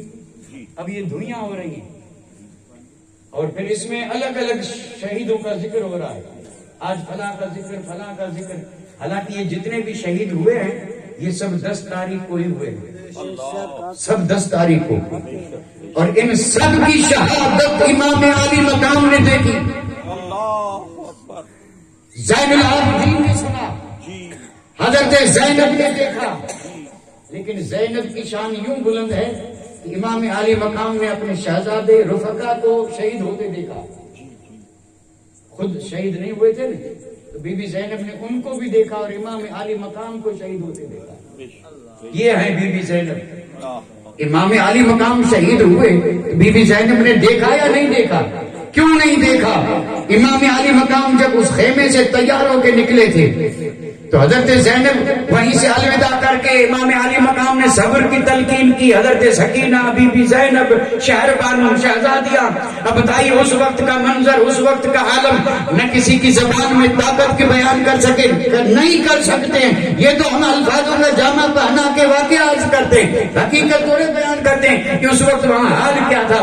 اور اندازہ لگائیے کہ یہاں سامنے لاشیں بکھری پڑی ہیں، اور وہ کیسے کیسے شہزادے ہیں جن کے سر الگ ہیں، تن الگ ہیں، اور وہاں خون ہی خون بکھرا پڑا ہے. اور آخری سہارا امام عالی مقام ہے، اور وہ بھی آئے ہیں الوداع کرنے. آپ اندازہ فرمائیں، باقی تو شہزادیاں بڑی تھیں. میرے آقا امام حسین نے جب حضرت سکینہ سے کہا ہوگا کہ بیٹی اب تیرے والد کا آخری دیدار کر لے، اب حسین جا رہا ہے شہادت کا جام نوش کرنے، تو سکینہ کے دل پہ کیا گزری ہوگی؟ اب اگر کوئی بچی بڑی پیاری بچی ہو اور اس سے باپ کہے کہ میں شہید ہونے جا رہا ہوں، اب اندازہ فرمائیے وہ اس کے ساتھ لپٹ کر کے کیا روئے گی نہیں؟ کیا منت سماجت نہیں کرے گی؟ اور وہ بھی اگر اپنے گھر میں ہو تو الگ بات ہے، دیش میں ہو تو الگ بات ہے، پر دیش میں ہے اور سارے شہید ہو چکے ہیں، ایک ہی سہارا اور وہ بھی جا رہا ہے. تو کیا دل میں یہ خیال نہیں آیا ہوگا شہزادیوں کو کہ یہ یزیدی ہیں، یہ بدبخت ہیں، آپ جا رہے ہیں اور اوپر رات آ رہی ہے؟ کبھی ہم نے اس طرح سوچا کہ کربلا میں 11ویں کی رات آئی تھی نا، 10ویں کی رات کو یہ نام نہیں دیا گیا جو 11ویں کی رات کو دیا گیا ہے. 11ویں کی رات کا نام کیا ہے؟ شام غریبہ. یہ 10ویں کی شام غریبہ نہیں تھی، امام تھے، شہزادے تھے. بڑی زبردست رات تھی، اور اس رات کو تو آپ بھی جانتے ہیں. اگر چاہیں تو ذرا عرض کر دوں اس رات کے بارے میں. یہ محرم کی 9 تاریخ اور دن تھا جمعرات کا. امام علی مقام نے عصر پڑھی خیمے کے باہر جماعت کے ساتھ. اندر بی بی زینب نے نماز پڑھی اثر کی. امام علی مقام خیمے کے دروازے پہ بیٹھے ہیں، سامنے 22,000 کا لشکر ہے. سیرت نگار لکھتے ہیں کہ میرے امام کا بیٹھنا ہی ایسا تھا کہ اگر بیٹھنے پہ غور کریں تو رونگٹے کھڑے ہو جاتے ہیں. امام بیٹھے کیسے تھے؟ خیمے کے دروازے پہ بیٹھے ہیں. یہ تلوار کا قبضہ مٹھی میں تھاما ہے مضبوطی سے، اور تلوار کی نوک زمین میں گاڑی ہے. زمین میں، زمین کربلا میں تلوار کی نوک گاڑی ہے. تلوار کو اپنی مٹھی میں قبضے کو پکڑا ہے، اور اس قبضے پر پیشانی رکھی ہے، اور پیشانی رکھ کر کے آنکھیں بند کی ہیں. اب امام اس عالم میں ہیں کہ جس عالم کا اس عالم کو کوئی پتہ نہیں. اور پھر اسی اثر پڑھی جا چکی تھی. یزیدیوں نے نکارہ بجایا تھا. انہوں نے اعلان کیا تھا کہ حسین اگر یزید کی بیعت نہیں کر رہے ہو تو ہم 22,000 ہیں اور تم 72 ہو. جنگ کیا ہوگی؟ 2 منٹ کا معاملہ ہے. بس ابھی یا تو بیعت کرو اور یا پھر جنگ کے لیے تیار ہو جاؤ. نکارہ جنگ بجا تھا. امام کو کوئی خبر نہیں تھی. اگر کربلا میں ہوتے تو خبر ہوتی. امام تو مدینے میں تھے. سبحان اللہ سبحان اللہ. نکارہ بج چکا تھا، اور جب نکارے کی آواز حضرت بی بی زینب نے سنی، دوڑتے ہوئے آئی اور بھائی کو اس حال میں دیکھ کے، اور جب اس حال میں دیکھا تو چپ چاپ کھڑی ہے. اب ہمت نہیں کرے کیا؟ امام کا حال ہی ایسا تھا کہ قسم رب کی اگر کوئی حسینی اس حال پہ غور کرے تو ناچنا بھول جائے، عمر بھر روتا رہے. عمر بھر روتا رہے. لیکن یہاں رونا کس کو ہے؟ یہاں تو وہی ہے. اللہ توفیق دے، سمجھنے کی توفیق دے. کربلا کو کوئی سمجھا ہی نہیں، آج تک نہیں سمجھا، اور نہ قیامت تک سمجھ پائیں گے. واقعہ ہے جو بیان کرتے رہتے ہیں اور بیان ہوتا رہتا ہے. کبھی اس پہ غور بھی کریں. حضرت بی بی زینب نے بڑا غور کرنے کے بعد آہستہ سے امام کے کندھے پہ ہاتھ رکھا، بڑے احتیاط سے. اللہ اکبر. ہاتھ بی بی زینب کا اور کندھا امام علی مقام کا. اس ہاتھ کی ٹھنڈک کیسی ہوگی اور کہاں پہنچی ہوگی؟ یہ ہاتھ وہ تھے جو رکھے جاتے تھے کندھے پہ، ٹھنڈک دل پہ پہنچتی تھی. جیسے ہاتھ رکھا میرے امام نے آنکھیں کھولی اور دیکھا کہ زینب کھڑی. آپ نے فرمایا بہن اس وقت دروازے پہ آنے کا مقصد؟ فرمایا بھائی یزیدیوں نے نکارہ بجا دیا ہے، اعلان جنگ کر دیا، یہاں کوئی تیاری نہیں. آپ نے حضرت عباس علمدار کو بلایا جو بھائی ہیں. فرمایا جا اور یزیدیوں سے جا کے کر. اب یہ غور سے سنیں، اور یہ میں اپنی طرف سے نہیں کر رہا ہوں، جتنی بھی کربلا پہ لکھی گئی کتابیں سب کو پڑھ لیں، اور پھر لکھنے والا چاہے جو ہو، ان سب نے یہی لکھا ہے.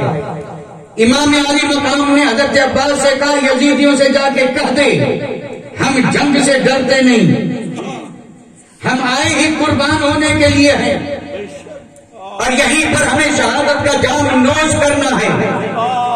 وہ شہادت میں پیدا ہوا تب اسی شہادت کا ذکر ہوا تھا. کیا بات ہے. اور تقریباً میں نے عمر کی 57 بہاریں دیکھی اسی کا ذکر ہوتا تھا. کوئی سمجھے یا نہ سمجھے مجھے اسی دن کا انتظار تھا کہ کب وہ موقع آئے کہ میں شہید ہو کے رب کی بارگاہ میں جاؤں. یہ شہادت کوئی معمولی مقام نہیں ہے. یہ شہادت کوئی معمولی مقام ہے. یہ شہادت آخری منزل ہے انسانی سعادت کی.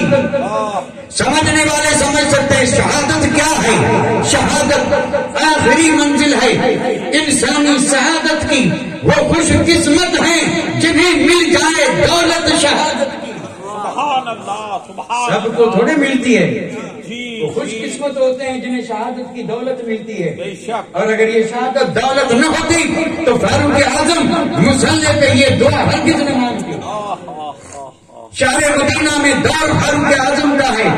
اور ایک بات عرض کرتا چلوں، اسلامی نظام جو ہے نا، جس کو میں نے کہا تھا نظام خداوندی، نظام مصطفیٰ، اس نظام میں ایک خوبی ہے. اس نظام میں خوبی یہ ہے کہ نماز وہی پڑھائے جو سردار ہو. نماز کون پڑھائے؟ جو قوم کا سردار ہو. اور سردار اسی کو بنایا جائے جو نماز پڑھا سکے. کیا بات. میرے آقا جب تک پردہ نہیں فرمایا مصلی پہ مصطفیٰ، اگر جب بیماری تھی تو 17 نمازیں ابو بکر صدیق نے پڑھائی تھی، اور وہ بھی میرے آقا کے حکم سے پڑھائی تھی. اذان ہو چکی تھی، جماعت کا وقت ہو چکا تھا، بلال حاضر ہوئے، کہا یا رسول اللہ جماعت کا وقت. آپ نے فرمایا مرو ابا بکر فلیصلی بالناس، ابو بکر سے کہہ دو کہ لوگوں کو نماز پڑھائے. حضرت ام المؤمنین عائشہ کہنے لگی یا رسول اللہ ابو بکر آپ کے سچے عاشق ہیں، مصلی پہ جائیں گے، مصلی کو خالی پائیں گے تو اس میں ہمت نہیں کہ آپ کی جگہ رہ کر کے نماز پڑھا سکیں. بڑے نرم دل ہیں عمر، بڑے مضبوط دل ہیں. حضرت عمر سے کہہ دو کہ نماز پڑھائیں، لیکن قربان جاؤں ابو بکر تیری عظمت پر. میرے آقا نے پھر فرمایا مرو ابا بکر فلیصلی بالناس، نہیں ابو بکر سے کہو نماز پڑھائے. دوسری بار بھی یہی ہوا، تیسری بار بھی یہی ہوا. یہاں یہ عرض کرنا مقصد یہ ہے کہ جب تک میرے آقا حیات رہے مصلی پہ مصطفیٰ، اور دور آیا حضرت سیدنا صدیق اکبر کا تو امامت ابو بکر صدیق کی. سبحان اللہ. دور آیا فاروق اعظم کا، سردار بنے، خلیفے بنے، امیر بنے. نماز حضرت عمر پڑھا رہے ہیں. جی. اور نماز کے بعد دعا بڑی اہم چیز ہے. اب چاہے دعا اول ہو یا دعا ثانی، نماز کے بعد دعا قبول ہوتی ہے. اور یہ ہمارا کردار ہے کہ دعا چھوڑ کے بھاگ جاتے ہیں. ایسا تو نہیں کہ نہ جائیں تو کام بگڑ جائے، یا پلین چھوٹ جائے، یا ٹرین چلی جائے. باہر نکل کے بیٹھے رہتے ہیں. کیوں نکلتے ہیں؟ دوسری دعا میں شریک ہو جائیں. ہو سکتا ہے یہی قبول ہونے والی ہے. اللہ اکبر. دعا فاروق اعظم نماز کے بعد دعا مانگتے، اور مانگتے کیا؟ اللہم ارزقنی شہادتا فی سبیلک واجعل موتی فی بلد حبیبک. کیا مانگ رہے ہیں؟ مانگ رہے ہیں کہ مولا بستر پہ موت مت دینا، اگر میری موت آئے تو شہادت کی موت. اللہ. اور پھر کیا مانگتی؟ واجعل موتی فی بلد حبیبک، مولا موت بھی آئے تو تیرے محبوب کے شہر کے اندر. صحابہ کرام سنتے حیرت میں ڈوب جاتے کہ عجیب دو متضاد چیزیں مانگ رہے ہیں. جیسے رات دن اکٹھے نہیں ہو سکتے ویسے شہر میں بھی، اور شہادت بھی. شہادت تو میدان جنگ میں دشمن کے مقابلے میں. اور حضرت عمر یہ مانگ رہے ہیں کہ موت بھی آئے تو تیرے محبوب کے شہر میں، اور موت بھی بستر والی نہیں شہادت والی. یہ ہو کیسے سکتا ہے؟ لیکن عمر کی دعا تھی، قبولیت کے دروازے تو کھلے تھے، اور قبول ہوئی تو جو سمجھ رہے تھے یہ ہو ہی نہیں سکتا وہی ہوا. سبحان اللہ. سبحان اللہ. حضرت عمر شہید بھی ہوئے اور محبوب کے شہر میں ہوئے. کیا بات خاطر صاحب، کیا بات. شہر میں ہوئے. یہ ہے شہادت. یہ ہے شہادت. صحابہ کو جب انتظار تھا تو امام کو انتظار نہیں ہوگا. صحابہ تو غلام ہیں اور یہ امام ہیں. ان کو جب شہادت کا انتظار تھا، شوق تھا. قسم رب کی کوئی صحابی جنگ میں اس لیے نہیں گیا کہ لوٹ کر کے آؤں. ہر صحابی یہ آرزو لے کے جاتا تھا کہ شہید ہو جاؤں. اور قرآن گواہی دے رہا ہے منہم من قضی نحبہ ومنہم من ینتظر. اللہ تعالیٰ نے صحابہ کا حال اپنے محبوب کو بیان فرماتے ہوئے فرمایا محبوب تیرے دیوانوں میں کچھ وہ ہیں جنہوں نے مراد کو پا لیا، اور کچھ وہ ہیں جو انتظار میں ہیں. مراد کون سی تھی؟ مراد مال نہیں، دھن نہیں، دولت نہیں، مراد شہادت تھی. اور جو گئے تھے سب یہی مراد لے کے گئے تھے، اور کچھ نے شہید ہو کے مراد کو پا لیا، اور کچھ انتظار میں ہیں. انتظار میں عثمان غنی تھے، حضرت ابو طلحہ تھے، اور ان کے بارے میں یہ آیت نازل ہوئی تھی. گئے تو سب اس لیے تھے کہ شہید ہو جائیں، لیکن سب نہیں ہوئے، اور جو بچے اللہ ان کا ذکر فرماتا ہے کہ یہ ابھی انتظار میں ہے کہ کب وہ گھڑی آئے. میرے امام مجبور نہیں تھے، لاچار نہیں تھے. سنبھل کر کے بولے مظلوم نہ کہیں.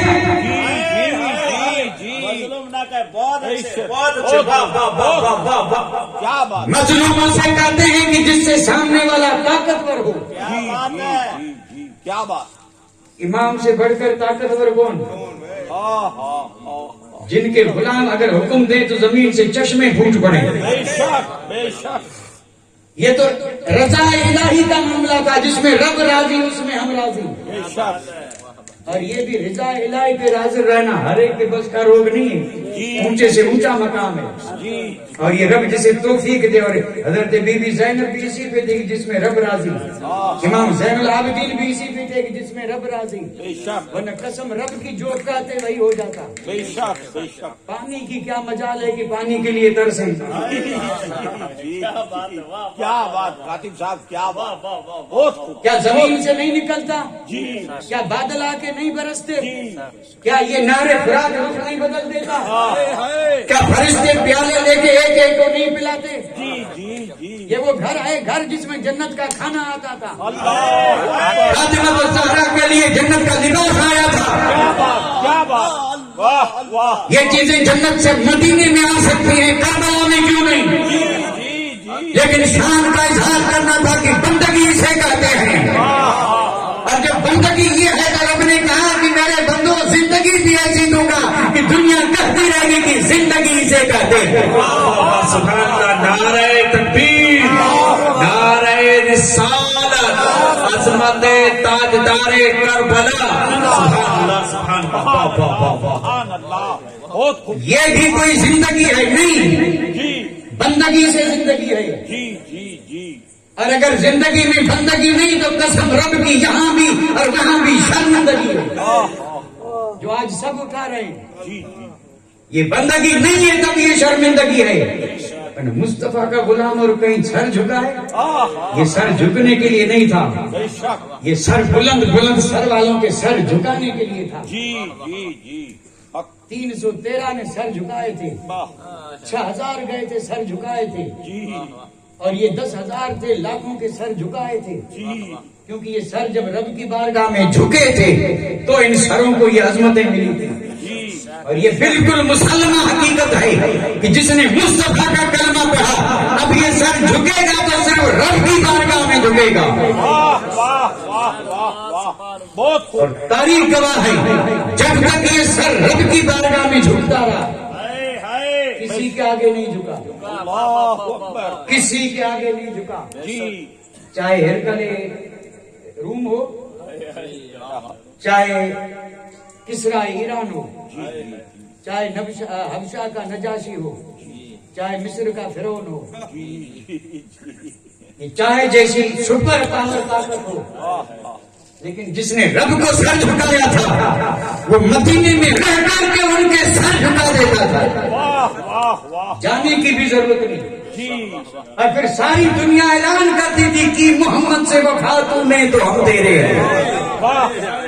کہ محمد سے وفا تو نے تو ہم ہے. کوئی جو ہم کا پورا تفصیلی بیان کر سکے کہ ہم کون ہیں؟ جی جی ہم میں چاند بھی ہے، سورج بھی ہے، جی جی جی. آسمان بھی ہے، زمین بھی ہے، کیا بات. جاندار بھی ہیں، بے جان بھی ہیں، جی درند بھی ہیں، پرند بھی ہیں، جی اپنے بھی ہیں، بیگانے بھی ہیں، جی. مسکین بھی ہیں، غریب بھی ہیں، بے شک. اعلیٰ سے اعلیٰ کیوں نہ ہو جی. لیکن کہنا پڑے گا ہم تیرے ہیں. ہاں. کہ محمد سے وفا تو نے تو، اور اگر غداری کی تو بیٹا بھی کہے گا میں تیرا نہیں. جی جی. بے شک بے شک. اگر مصطفیٰ سے غداری کی بیٹا بھی کہے گا، بیٹی بھی کہے گی، بھائی بھی کہے گا، باپ بھی کہے گا، اپنا بھی کہے گا کہ کوئی لینا دینا نہیں، میں تیرا نہیں.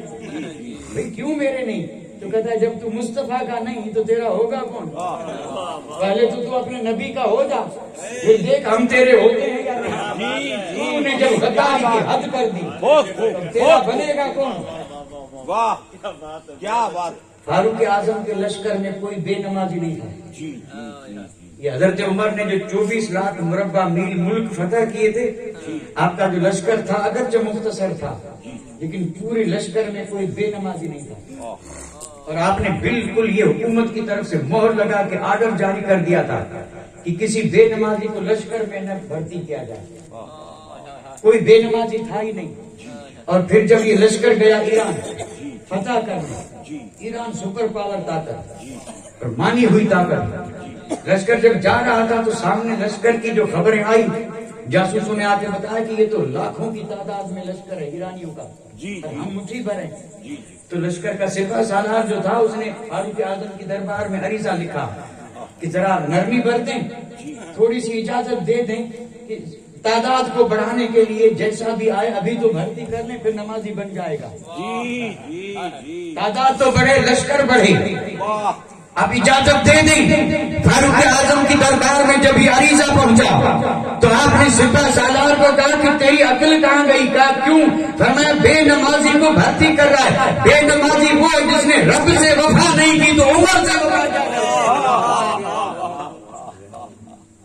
آدمی اگر غور کرے تو یہی جملہ کافی ہے. جی جی جی حضرت عمر نے کہا بے نمازی وہ ہے جس نے اپنے رب سے غداری کی ہے, بے وفائی کی ہے. تو جو رب سے بے وفائی کرے وہ عمر کے حکم میں لشکر میں داخل ہو کے عمر اس سے کیا بھروسہ رکھے وفا کرے گا؟ جو رب سے وفا نہ کر سکے تو یہ مجھ سے اور آپ سے کیا؟ فرمایا نہیں, میرے لشکر میں اگر تعداد چاہے جتنی کم ہو لیکن ہونے چاہیے سب نمازی. اور پھر یہ نمازی جدھر بڑھتے تھے تو پھر ان کا حال علامہ اقبال نے لکھا ہے دشت و دشت. یہ نمازی تھے نمازی, اور یہ نمازیوں کا کہنا تھا کہ لوگوں دشت و دشت دریا بھی نہ چھوڑے. یہ تمہاری زمین چیز کیا ہے؟ بھارے ظلمات میں دوڑا دیے گھوڑے ہم نے. دنیا سمندر میں کشتیاں دوڑاتی ہے اور سجدہ کرنے والوں نے سمندر پہ گھوڑے دوڑائے. کیا یہ عجیب معاملہ نہیں؟ سمندر پہ گھوڑے دوڑے اور نہ ڈوبے. ڈوبنا تو کیا, گھوڑوں کے سم بھی تر نہیں ہوئے. اب تاریخ لکھنے والے لکھتے ہیں کہ پانی پہ گھوڑے دوڑتے تھے لیکن نیچے سے خاک اڑتی تھی جیسے خشکی پہ جا رہے ہیں. اللہ اکبر. یہ رب کا کرم تھا. جی اور اس وقت اس دریا نے کہا تھا کہ محمد سے وفا تو نے تو ہم تیرے. اے مصطفیٰ تو نے جب اپنے نبی سے وفا کی ہے تو اگر جو میرا کام ڈبو دینا ہے لیکن اب میں بھی اعلان کرتا ہوں کہ میں تیرا ہوں. واہ واہ واہ. ایک بھی نہیں ڈوبا. جی جی جی جی. ایک صحابی کا پیالہ گر گیا. حضرت سعد نے جب خطبہ دیا تھا وہ قصر ابیض میں جمعہ بھی پڑھا تھا, خطبہ دیا تھا. جی جی جی. خطبے میں آپ نے فرمایا کسی کی کوئی چیز گری تو نہیں, کوئی ڈوبا تو نہیں؟ تو ایک نے کہا کچھ نہیں, پیالہ تھا ایک لکڑی کا اور یہی میرا اثاثہ تھا, باقی ہتھیار تھے اور کھانے پینے کے لیے پیالہ تھا, پانی بھی اسی میں پیتا, کھانا بھی اسی میں, اور پھر ڈال دیتا جھولے میں, جب ضرورت پڑتی نکالتا. یہ جو بھاگ دوڑ ہوئی پیالہ گر گیا. تو حضرت سعد نے کہا دریا کی کیا مجال ہے. کیا بات کیا بات. خطیب صاحب بہت خوب. حقیقت میں جب اپنوں نے لکھا غیروں نے لکھا کیونکہ بات ہی لکھنے جیسی تھی. اور پھر دنیا نے وہ منظر دیکھا, دریائے دجلہ کے کنارے حضرت سعد کھڑے ہیں اور پھر دریا سے کہا کہ وہ پانی میرے اس غلام اور سپاہی کا پیالہ تیرے اندر گرا ہے, پیالہ دے دے. اللہ اکبر. دریا نے بھی سنا تو اسے پہلے تو خیال ہی نہیں تھا. جی اب خیال آیا کہ پیالہ کہاں گرا کہاں پہنچا تو اس نے ڈھونڈنا تلاش کیا. اور ڈھونڈا بھی کیسے؟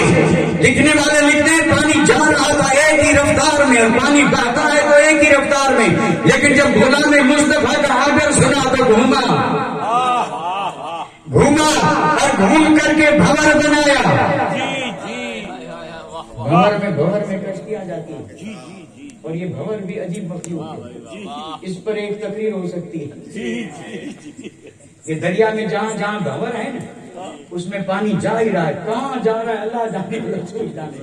اور پانی بھی ندی نالے کا نہیں سمندر کا, اور اس گھیرے میں اور اس گھما میں اگر بڑا جہاز بھی آ جائے تو گیا, پھر تختے کا بھی پتہ نہیں چلے گا کہاں گیا. یہ سائنس چاہے جتنی ترقی کرے, بتائیے بھنور کہاں جاتا ہے. اور بھنور میں جو گئی اس کے یہ ڈھونڈتے ہیں کہ جس سے پتا چلے کہ کیسے ڈوبا کیا ڈوبا, ذرا اس کا تلاش کر کے لے آؤ, کچھ پتا بھی نہیں چلتا. بھنور بنا بھنور, اور پھر پانی نے گھوم کر کے پیالہ تلاش کیا اور تھوڑی دیر میں بھنور کے بیچ میں پیالہ نکلا. اور حضرت سعد نے کہا سپاہی اٹھا لے کہ محمد سے وفا تم نے تو ہم تیرے ہیں. یہ جہاں چیز کیا ہے لوح قلم تیرے ہیں. جب یہ ساری دنیا مصطفیٰ کے غلام کی ہو سکتی ہے تو یہاں غلام کی بات نہیں, نواز رسول کی بات ہے.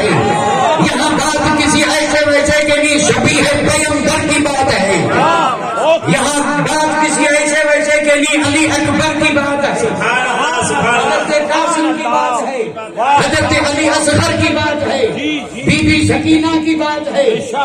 3 دن سے پیاسے ہیں اور پیاس کی شکایت بھی کر رہے ہیں، لیکن امام مسکرا کے فرماتے ہیں صبر کرو، صبر کرو. اگر کہہ دیتے کہ آ جا پانی تو کیا پانی نہیں آتا؟ اللہ کی رضا پہ راضی. تو بات جہاں سے میں بیچ میں یہ لے آیا اور جہاں چھوڑی وہ آپ کو شاید یاد ہو یا نہ ہو، میں دلا دوں، کیونکہ وہیں یہ تو ضمنی بات تھی اور مفید تھی، اس لیے میں نے عرض کر دی. اتنی مفید ہے.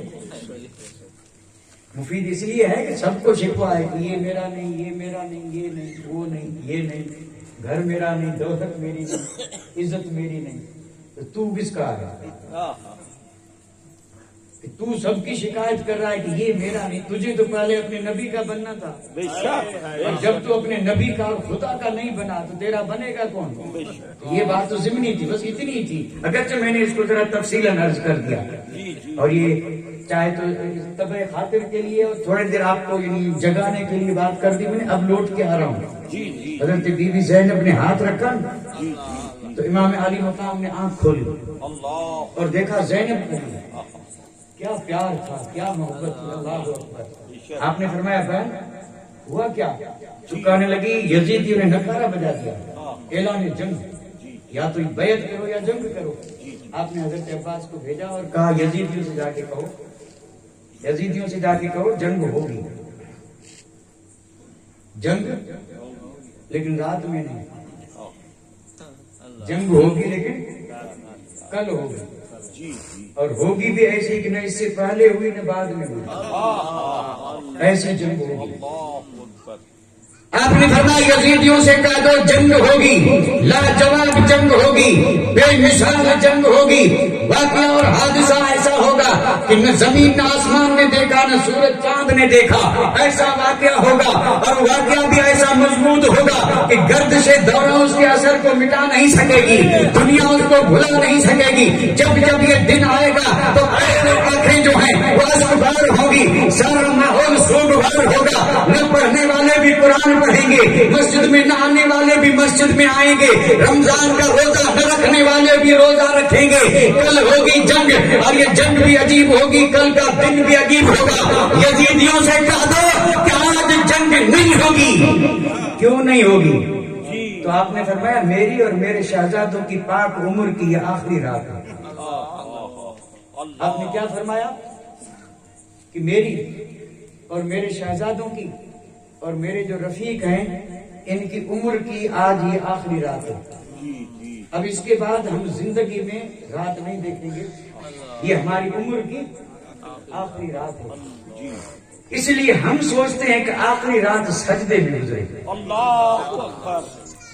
قسم رب کی آپ نے یہی کہا تھا یزیدیوں سے کہہ دے کہ آج ہماری عمر کی آخری رات ہے، اور ہم چاہتے ہیں کہ ہماری ساری راتیں بندگی میں گزری ہیں، سجدے میں گزری ہیں. آج کی آخری رات کہیں سجدے سے خالی نہ جائے. جنگ کر لینا صبح، آج ہمیں جی بھر کے سجدے کرنے دو. اور پھر یہ 10ویں کی رات کربلا میں امام علی مقام نے سجدوں میں بسر کی. سبحان اللہ، سبحان اللہ، سبحان اللہ. آپ نے یہی کہا تھا کہ ہمارے سجدوں کی رات ہے، جی تلاوت کی رات ہے، تسبیح کی رات ہے، تحلیل کی رات ہے، تکبیر کی رات ہے، تحمید کی رات ہے، رب کی بارگاہ میں عجز و نیاز کرنے کی رات ہے. ساری رات شہزادوں نے سجدے کیے تھے. زمین آج تک ان سجدوں کو ترس رہی ہے. اس کے بعد کروڑوں سجدے ہوئے، قیامت تک ہوتے رہیں گے، لیکن زمین اس سجدے کے لیے آج بھی رو رہی ہے کہ کیا سجدہ تھا جو شہزادوں نے عشق الہی میں ڈوب کر کے کیا تھا. کربلا کا ذرہ ذرہ آج بھی اس سجدے کی گواہی دے رہا ہے. سبحان اللہ، سبحان اللہ. کیونکہ اس سجدے نے ان سجدوں کو زندگی بخشی. اجازت ہو تو ایک بات عرض کر دوں. یہ کون سی رات تھی؟ 10ویں کی. اور اس کو کتابوں میں جو لکھتے ہیں وہ کہتے ہیں شب عاشور. شب عاشور. اور اگلا دن جو آتا ہے وہ یوم عاشور. 10ویں کی رات اور 10ویں کا دن، یہ ہیں اس کے اصل نام. اور یہاں پھر ایک بات یاد ہے اب کیا کریں، بات کئی بات یاد آ جاتی ہے. ارشاد ارشاد. یہ اصل میں ہے عاشور. جی یہ جی. کیا ہے؟ اور ہمارے معاملے میں یہاں اس کو کہتے ہیں دھاسورا. عاشور سے دھاسورا کیسے بنا؟ حالانکہ یہ اس کا بگڑا ہوا ہے، تلفظ بگڑتے ہیں نا. جی جی. تو ہند سے ہند بنا، پھر انڈیا بن گیا. ایسے الفاظ جیسے جیسے وقت گزرتا ہے الفاظ بدلتے جاتے ہیں، مخفف ہوتے رہتے ہیں، صورتیں بدلتی رہتی ہیں اور نام بدلتے رہتے ہیں. جی اصل میں تھا کیا؟ عاشور. جی. یعنی شب عاشور یوم، لیکن آج عاشور کوئی نہیں کہتا، ہماری عوام اس کو کہتی ہے دھاسورا. تو میں سوچ میں پڑ گیا کہ عاشورے کی رات تھی، دھاسورا کیسے بنی؟ جی جی. تو سوچتے سوچتے میں اس نتیجے پہ پہنچا جی. کہ اگر یہ رات سجدوں میں گزرتی تو عاشورے کی تھی، کیا بات. تو پھر سب کوئی کہتے ہیں کہ عاشور. جی لیکن جی یہاں سجدہ تو فرض کا بھی نہیں ہو رہا ہے، تو دھاسور نہیں ہوگا تو کیا ہوگا؟ جی. اس لیے رب نے وہ نام بھی نہیں رہنے دیا. اس رات کا فیض تو کہاں ملے گا؟ جو اصل میں نام تھا نا وہ بھی چھین لیا. اب کوئی عاشور بولتا ہے دھاسورا، اب وہ دھاسورا کر رہے ہیں. جیسے وہ دھوئی کی تھی نا، دھوئی اور دھاسورا، اسی میں تو سب برباد ہو گئے. جی جی. اگر وہ دھوئی نہ کہتے اور محرم کی پہلی تاریخ، دوسری، تیسری، واہ. اور پھر محرم کی 10ویں یوم شب عاشور، جی جی. تو پھر عاشور کا فیض کربلا سے آتا. بے شک بے شک. سجدوں کی خیرات کربلا سے ملتی. جی. ان دونوں کا اثر ہر میں نظر آتا. اللہ. لیکن چونکہ امام نے جو پیغام دیا تھا وہ پیغام یہ تھا کہ جنگ تو کل ہوگی، لیکن جس کے لیے ہوگی اسے پہلے بتانا ہے. ہم مدینے سے چلے تھے اسی سجدے کو بچانے، مکے بھی اپنے حج کو ہم نے چھوڑا اسی سجدے کو بچانے، جی جی جی. پیاسے رہے اسی سجدے کو بچانے، بے شک. بھوک برداشت کی اسی سجدے کو بچانے. اللہ. کل قربانی دینا ہے تو آخری رات بھی گزاری سجدے میں، بے شک اور پھر شہادت کا جام بھی نوش فرمایا سجدے میں. بے شک. میں عرض یہ کر رہا تھا کہ حضرت بی بی زینب نے یہ سارے مناظر دیکھے. جی جی جی. عورت جو ہے نا، عورت جی جی. یہ اللہ کی عجیب مخلوق ہے، حقیقت ہے. جی جی. اس کے کئی درجات ہیں جی اور یہ الگ الگ حیثیتوں سے الگ الگ شان رکھتے ہیں. جی. آپ 12 سنتے رہتے ہیں، یعنی بیٹی کی شکل میں، بہن کی شکل میں، اور پھر ماں کی شکل میں، بے شک. اور پھر جب ماں کی شکل میں آئی تو جنت اس کے قدموں میں. اللہ اکبر. واہ. اور یہ کئی بار یہ ذکر کیا جاتا ہے. جی جی جی. آپ اندازہ فرمائے کہ مقام کتنا بلند ہے. بے شک. نبیوں کی مقدس مائیں تھی یا نہیں؟ بے شک. نبی بھی دنیا میں لباس بشریت میں آئے تو ان کی مقدس مائیں تھی یا نہیں؟ جی. تو وہ کتنی مقدس ہوں گی؟ آہ. وہ عورتیں تھی یا نہیں تھی؟ جی جی. ہے کوئی مرد جو ان کا مقابلہ کر سکتا؟ کیا بات. کیا بات. سیدہ آمنہ، بی بی مریم، اندازہ فرمائیں، سیدہ فاطمہ، حضرت زینب، جی جی. یہ مائیں تھی بے شک. اور یہ ویسے عورتیں تھیں. جی. لیکن مقام تو دیکھیں، مقام دیکھیں ان کا بے شک. کہ اللہ تعالیٰ نے انہیں مقام کتنا عظیم عطا فرمایا.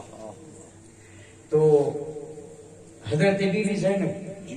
یہ سب ملاحظہ فرما رہے تھے، اور میں نے کہا کہ عورت میں سب سے زیادہ جو نازک چیزیں وہ اس کا دل ہے.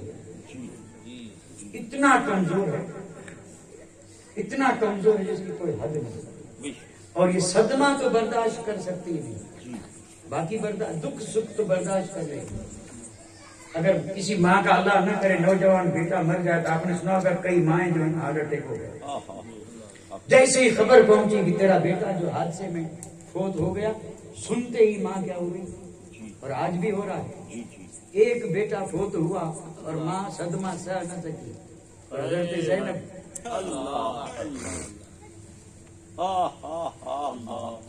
کیا بات. اچھا پھر صدمے ختم تو نہیں ہوئے نا؟ ختم نہیں ہوئے، لاشیں بکھری ہیں. جی. امام علی مقام کی مقدس لاش ہے. یزیدی آگے بڑھے تھے، خیمے کو لوٹا تھا، جی. سارا سامان لوٹا. شہزادیوں کے کان میں اگر بالیاں تھیں تو وہ بھی کھینچی، مقدس سر سے دوپٹے اتارے. یہ سب ہو رہا ہے. جی. اور یہ سب کس کی سرکردگی میں؟ حضرت زینب. اور اس قافلے کی سالار کون ہے؟ حضرت زینب.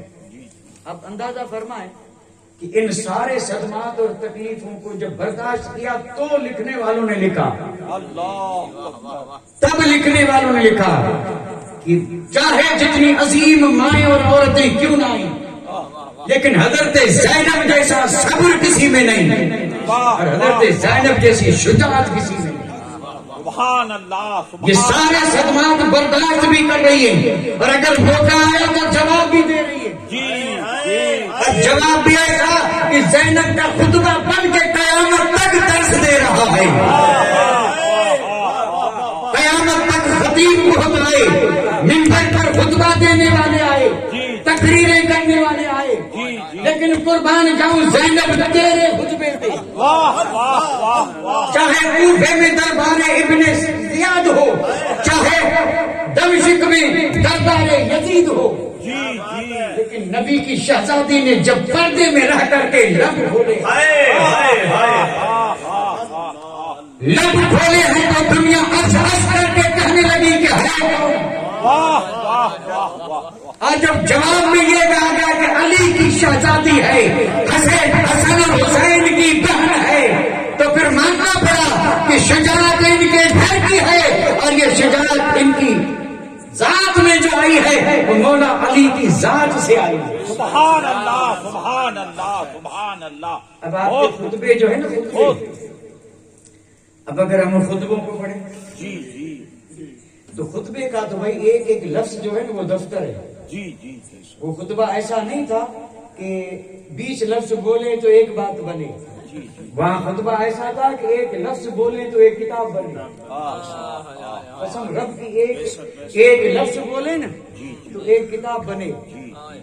یزید نے جب کہا تھا یا ابن زیاد نے کہا تھا کہ اللہ نے حسین کو ذلیل کیا اور یزید حق پہ تھا اور ہم جیتے، آپ نے جواب میں کیا کہا تھا؟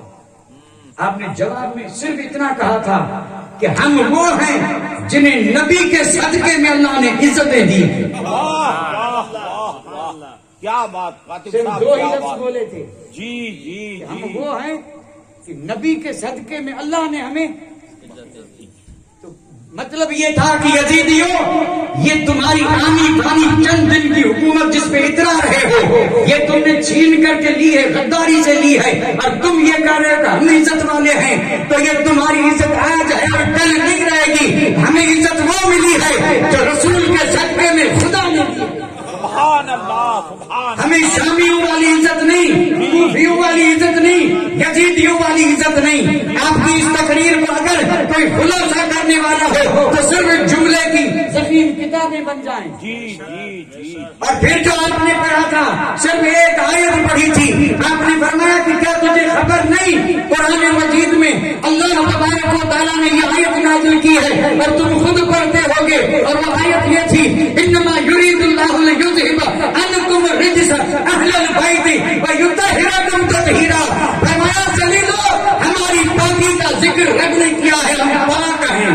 سبحان اللہ سبحان اللہ سبحان کتنے اللہ. غم تھے، کتنے درد تھے. جی جی جی جی. نہائے دھوئے کئی دن ہو گئے تھے، آہ سرے مقدس پہ دوپٹہ نہیں تھا، آہ. میلے کچیلے کپڑے تھے، اور یہ قیدی بن کے آئی تھی. جی جی. زخموں کا کوئی حساب بھی نہیں تھا، اتنا لمبا سفر کر کے آئی تھی. لیکن جب شجاعت علی کا مظاہرہ کیا تو مجمع پہ سناٹا چھا گیا. جی. اور پھر لوگوں نے دیکھا کہ سب کی آنکھیں اشک بار تھی. اور یہ تو حضرت زینب کا خطبہ تھا. بے شک. زین العابدین کا تو ذکر میں نے چھیڑا ہی نہیں. آہ. اور ہم بیٹھے تھے دونوں کا ذکر سننے. تو جب یہ ذکر پورا ہو تب نہ وہ ذکر چلے، جی جی تب نہ وہ ذکر چلے. یہ ہے حضرت بی بی زینب جی جی. رضی اللہ تعالی عنہا. اور جو جب یہ کربلا سے چلے تھے، جی. یہ جو واقعہ ہوتا ہے، ہوتا ہوگا ضرور ہوتا ہوگا، اس کو کہتے ہیں کربلا کے بعد، یعنی کربلا تک اور کربلا کے بعد. تو کربلا کے بعد کیا ہوا؟ تو کہتے ہیں خیمے جلائے گئے، سامان لوٹا گیا، شہزادیوں کو اور شہزادوں کو ہتھکڑیاں پہنائی گئی، بیڑیاں پہنائی گئی، گلے میں توپ ڈالے گئے، नाम सुनते हैं लेकिन समझते नहीं कि तो क्या होता है। जी जी अगर कोई समझा सके तो मैं इजाजत दे रहा हूँ, खड़ा होकर समझा दे कि तो किसे कहते हैं। गले में तो, हाथों में हथकड़ी और पैरों में बेड़ी, सबको शहजादियों का हाल ये, शहजादों का हाल ये। आप अंदाजा फरमाएं उस वक्त का हाल क्या होगा। आदमी इन हालात में क्या जिंदा रह सकता है, क्या सब्र कर सकता है? लेकिन हजरत सकीना जैसी शहजादियों ने भी सब्र किया है। वाह वाह वाह। और उन्होंने सब्र क्यों किया, उसकी वजह एक थी कि इमाम आली मकाम ने आखिरी दीदार जब किया था तो फरमाया नबी के घर वालों सब्र करना। आपने जुमला भी यही बोला था कि तुम नबी के घर वाले हो जी जी और ये तुम्हारा इम्तिहान है। जी जी कहीं कोई ऐसी बात ना हो कि रहती दुनिया तक लोग कोई नुक्ताचीनी कर सके। ये इम्तिहान है, सब्र करना। जी। कसम रब की जो सब्र किया है कायनात में उसकी कोई मिसाल नहीं है। बेशक। हथकड़ियां हैं, बेड़ियां हैं, ऊंटों की पीठ पे बिठाई गई। जी जी और फिर क्या किया उन यजीदियों ने, 72 सर थे, 72, उसमें 17 शहजादे थे, बाकी वो रफीक और जानिसार थे। कुल आदमी 72 शहीद हुए थे। जी जी जिस्म करबला में पड़े, जी सरों को काट के नेजों पे चढ़ाया तो 71 सर नीचे थे और एक सबसे ऊपर था, और ये इमाम आली मकाम का सर था। जी जी अच्छा, अब ये जो चले थे तो कैसे चले थे? आगे इमाम आली मकाम का सर, पीछे वो शहजादों के सर, उसके पीछे जो जानिसार थे उनके सर, यानी दर्जा पे दर्जा, और इन सारे सरों के पीछे शहजादियों की सवारियां अल्लाह। जो ऊंटों पर, नंगे ऊंटों पर बिछाई गई थी, और वो मुकद्दस सर जिनका एक बाल कभी न चांद ने देखा, न सूरज ने, न जमीन ने, आसमान ने। लेकिन जब अल्लाह की राह में इम्तिहान आया है तो फिर इस हाल में भी सब्र ही सब्र है। अब जब ये वो काफिला वहां से चला, करबला से जब चला, इस हाल में हजरत बीबी ज़ैनब जब इमाम आली मकाम के मुकद्दस जिस्म के करीब हो गए, जिस्म पे नजर पड़ी, सर नेज़े पे है और धड़ जमीन पे है, जिसको घोड़ों की टाप से कुचला भी गया था, लहूलहान भी था और रेजा रेजा भी था। उस वक्त हजरत बीबी ज़ैनब ने सिर्फ यही कहा था, वाह मोहम्मदा। आपके अल्फाज यही थे, वाह मोहम्मदा, वाह मोहम्मदा। कहने लगी अल्लाह के दुरूद व सलाम हो आप पर आए नबी। यही जुमले थे हजरत बीबी ज़ैनब की। आपने फरियाद की, वाह मोहम्मदा, अल्लाह का सलाम और अल्लाह की सलात हो आप पर, आपके नवासे हुसैन करबला में बगैर सर के पड़े। यही अल्फाज थे। और फरमाया बेगौरों दफन करे, और ये करबला की आंधियां उसके ऊपर धूल उड़ा रही है।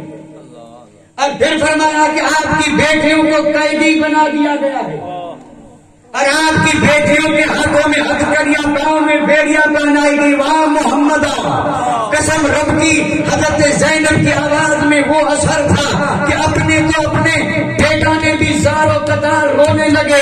ये बेसब्री नहीं थी, ये कोई कल्प परेशानी नहीं थी, ये हकीकत हाल थी जो दुनिया को बताने के लिए कि ईमान वालों, हमने तुम्हारे लिए क्या क्या न सहा। इस हाल में सवारी चली थी इन शहजादियों की, और उनकी सरदार हजरत बीबी ज़ैनब है। और फिर ये सफर तो आपने सुना कूफे, फिर या दमश्क तक, और फिर उन दरबारों में जो आपने खुतबे दिए वो भी सबने सुने। और फिर जब ये काफिला वापस चला मदीने की तरफ, तो अब अंदाजा फरमाएं, गया भी था और अब वापस आ रहा। अरसा कितना लगा? 2 महीने।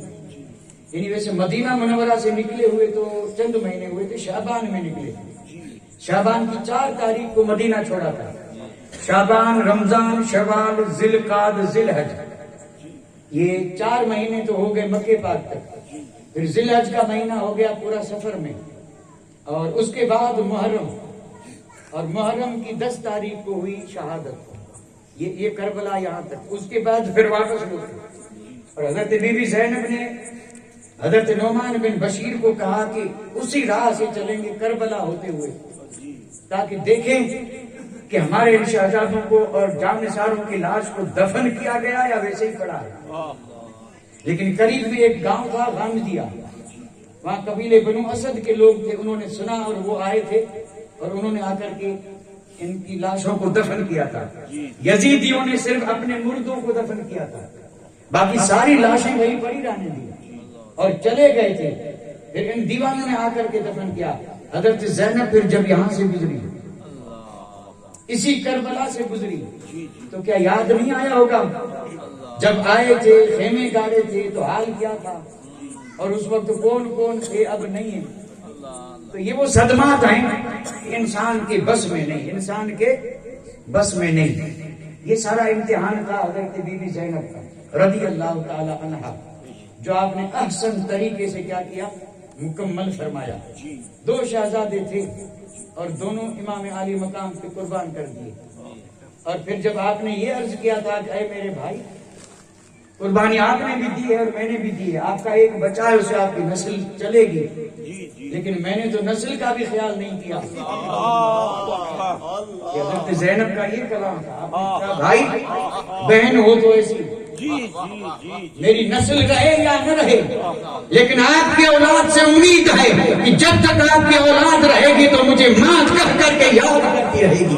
آج اگر اہل بیت اطہار میں نفع ہے تو پھر حضرت زینب کو بھی کربلا اور کربلا کے بعد ویسے ہی یاد کریں جیسے کہ شہداء کربلا کو یاد کرتے ہیں. اور ہمارا یہ معمول ہے کہ ہم امام عالی مقام کے سجدے کو بھی سلام کرتے ہیں اور حضرت بی بی زینب کے سجدے کو بھی سلام کرتے ہیں. امام زین العابدین نے فرمایا، اسی بات کو میں اپنی بات ختم کر رہا ہوں کیونکہ بہت ہو گیا. حضرت امام زین العابدین فرماتے ہیں، آپ کے اقوال میں لکھا ہے، خود آپ فرماتے ہیں کہ قسم رب کی، میری پھوپھی جان حضرت زینب، ہم مدینے سے چلے مکہ، مکہ سے چلے کربلا، کربلا سے چلے کوفہ، کوفہ سے دمشق، پھر بصرہ ہوتے ہوئے کربلا ہوتے ہوئے اور پھر واپس آئے کہاں پر؟ مدینہ منورہ میں. کہنے لگے قسم رب کی، میری پھوپھی جان کی ایک بھی تہجد کی نماز قضا نہیں. سبحان اللہ، سبحان اللہ. یہ ہے زینب کا سجدہ. واہ واہ واہ واہ. اور راوی ہے امام زین العابدین سید سجاد. ایسے سجدے بھی کسی نے نہیں کیے اور ایسی عبادت بھی کسی نے نہیں کی. اور یہ لقب جو دیا ہے یا تو تابعین تھے انہوں نے دیا یا صحابہ نے دیا تھا. آپ کا نام سجاد نہیں، آپ کا نام زین العابدین نہیں، آپ کا نام ہے علی اوسط. نام ہے علی اوسط. امام علی مقام کی 3 جو شہزادے تھے، 2 تو شہید ہو گئے، 1 بچے. آپ نے تینوں کا نام علی رکھا تھا، علی، لیکن پہچان کے لیے ایک علی بڑا، دوسرا منجلا، تیسرا اصغر. تو بڑا اور اصغر شہید ہوئے اور یہ ہیں زین العابدین جو علی اوسط. علی اوسط یزید کی دربار میں پہنچے تھے نا، اور جب یزید نے شہزادیوں کو اور امام زین العابدین کو یوں کھڑا کر دیا تھا، یزیدی بیٹھے تھے اور یہ کھڑے تھے. جن کے لیے اٹھ کر کے ادب کرنے کا حکم تھا وہ کھڑے ہیں اور یہ یزیدی بیٹھے ہیں. یزید کی نظر جب امام زین العابدین کے چہرے پہ پڑی تو اس نے کہا یہ کون ہے، یہ کون ہے؟ تو کوئی جواب نہیں دے رہا. پھر اس نے پوچھا یہ کون ہے. 3 بار جب پوچھا تو انہوں نے کہا یہ ہیں امام حسین کے شہزادے اور ان کا نام ہے علی. تو اس نے کہا میں نے تو سنا حسین کے بیٹے علی کو قتل کر دیا، یہ علی کہاں سے آیا؟ یزید نے کہا میں نے سنا امام حسین کے بیٹے علی کو قتل کر دیا، تو یہ علی کہاں سے آیا؟ تو امام زین العابدین نے فرمایا کہ علی ایک نہیں، ہمارے باپ نے 3 بیٹوں کے نام علی رکھے تھے. واہ واہ. تو اس نے کہا کہ ایسا کیوں؟ تو آپ نے فرمایا کہ میرے والد کو اپنے والد سے اتنا پیار تھا کہ اگر اللہ 100 بیٹے بھی دیتا تو میرا باپ سب کا نام علی رکھتا. علی. آپ کے 3 بیٹوں کے نام علی ہیں، لیکن علی پہچانے کیسے؟ عربی میں بڑے کو کہتے ہیں اکبر، یہ علی کون؟ تو اکبر. پھر اس کے بعد جو ہیں وہ اوسط یعنی منجلا، اور اس کے بعد اصغر. اکبر اور اصغر شہید ہوئے اور یہ علی اوسط واپس آئے جن کا لقب ہے زین العابدین. زین العابدین قیامت تک جتنے عبادت کرنے والے آئے یا آئیں گے ان سب کی زینت علی اوسط، سبحان اللہ سبحان اللہ، اور ان کا ایک لقب ہے سید سجاد۔ سجاد کی معنی بہت زیادہ سجدہ کرنے والا، جی جی جی، اتنے سجدے کہ پیشانی کی مقدس کھال لٹک جاتی، 2 بار تو کاٹا گیا، نہ اتنے سجدے کسی نے کیے اور نہ کوئی کر سکے گا، اس لیے آپ کا لقب تھا سجاد۔ اور سجاد ہی نہیں بلکہ جتنے سجدہ کرنے والے ہیں جی جی، ان سب کے سید الساجدین، سجاد سید الساجدین، اور کون ہے امام زین العابدین۔ اور آپ کی سیرت تو بھائی اتنی طویل ہے کہ میں اب چھیڑوں گا نہیں تو چھوڑوں گا بھی نہیں، موقع ملا تو پھر عرض کر دیں گے۔ اللہ ہماری اس کاوش کو قبول فرمائے۔ آج گویا کہ ہماری یہ محفل جو ہے اس میں ہم نے جو کچھ عرض کیا وہ امام عالی مقام حسنین کریمین کے ہمشیرہ حضرت بی بی زینب اور اسیروں کی سردار، سارے اسیروں کی سردار، قافلہ سالار، اور ایسی صابرہ اور ایسی شجاعت والی جس کی شجاعت کی کوئی مثال نہیں، اور جس کی سخاوت کی کوئی مثال نہیں، اور جس کی عبادت کی کوئی مثال نہیں۔ عمر میں کبھی تہجد قضا نہیں ہوئی تو فرض کیسے قضا ہوگا؟ اور پھر کربلا میں 2 طرح سے سبق ملتے ہیں، مردوں کے لیے ہے تو ہماری ماں بہنوں کے لیے بھی ہے، ماں بہنوں کے لیے بھی ہے، اور ہر طرح کے سبق ہے۔ وہ ہے کہ سارا دین سمٹ کے کربلا میں آ گیا، سارا دین سمٹ کے حقیقت میں۔ وہ دمشق میں جب یہ قافلہ جا رہا تھا تو لوگ بڑی یعنی بے رحمی سے دیکھ رہے تھے، چونکہ شہزادیاں تھیں، سب لگے تھے، اونٹوں پہ سوار تھی۔ تو ایک صحابی جو ہے وہ حضرت سکینہ کے قریب آئے اور کہنے لگے کہ میں صحابی ہوں، بوڑھا ہو چکا ہوں، اور میرے لائق کوئی خدمت ہو تو میں سر انجام دوں۔ تو حضرت سکینہ نے کہا تھا کہ ہم ہیں نبی کی شہزادیاں، اہل بیت اطہار، اور یہ دمشق والے شامی بدبخت ہمارا تماشا کر رہے ہیں اور چاروں طرف سے آ کر کے ہمیں دیکھ رہے ہیں۔ اگر آپ سے ہو سکے تو ان سروں کو کیا کیجئے، ہم سے آگے کر دیجئے، یا لوگ سب انہیں دیکھنے میں لگ جائیں اور ہمارا پردہ سلامت رہ جائے۔ اللہ اکبر۔ تو انہوں نے ان اٹھانے والوں سے بات کی، انہوں نے کہا اتنی رقم دو تو ہم یہ کر سکتے ہیں۔ تو اس نے وہ رقم دی، سروں کو آگے کر دیا، لوگ سب ادھر، اور حضرت سکینہ اور شہزادیاں پردے کا خیال، پردے کا، کیونکہ کپڑا تو تھا نہیں۔ راویوں نے عجیب عجیب باتیں لکھی ہیں۔ وہ جو خیمہ جلایا تھا نا، خیمہ، اس میں جو کناتیں ہوتی ہیں، کناتیں، جلے ہوئے ٹکڑے جو تھے وہ شہزادیاں اٹھاتی اور سر پہ رکھتی تاکہ سر چھپ جائیں۔ اور جب یہ بھی نہیں ہوتے اور کوئی غیر آتا تو منہ ہاتھ دے دیتی منہ پہ۔ یہ تھا انتظام پردے کا۔ اب اندازہ فرمائیں۔ اور بعض نے تو یہ لکھا ہے کہ کبھی اگر ایسا موقع نہ ملا کہ ہاتھ رکھ سکیں یا پردہ کپڑے کا کوئی ٹکڑا ہو تو سر کے بال چہرے پہ لا کے اور چہرے کو چھپاتی تھی۔ یہ ماں بہن کے لیے اس سے بڑھ کر کے اور عبرت کیا ہوگی۔ ان شہزادیوں نے اس حال میں بھی خیال رکھا۔ کیا رکھا؟ اس حال میں بھی خیال رکھا۔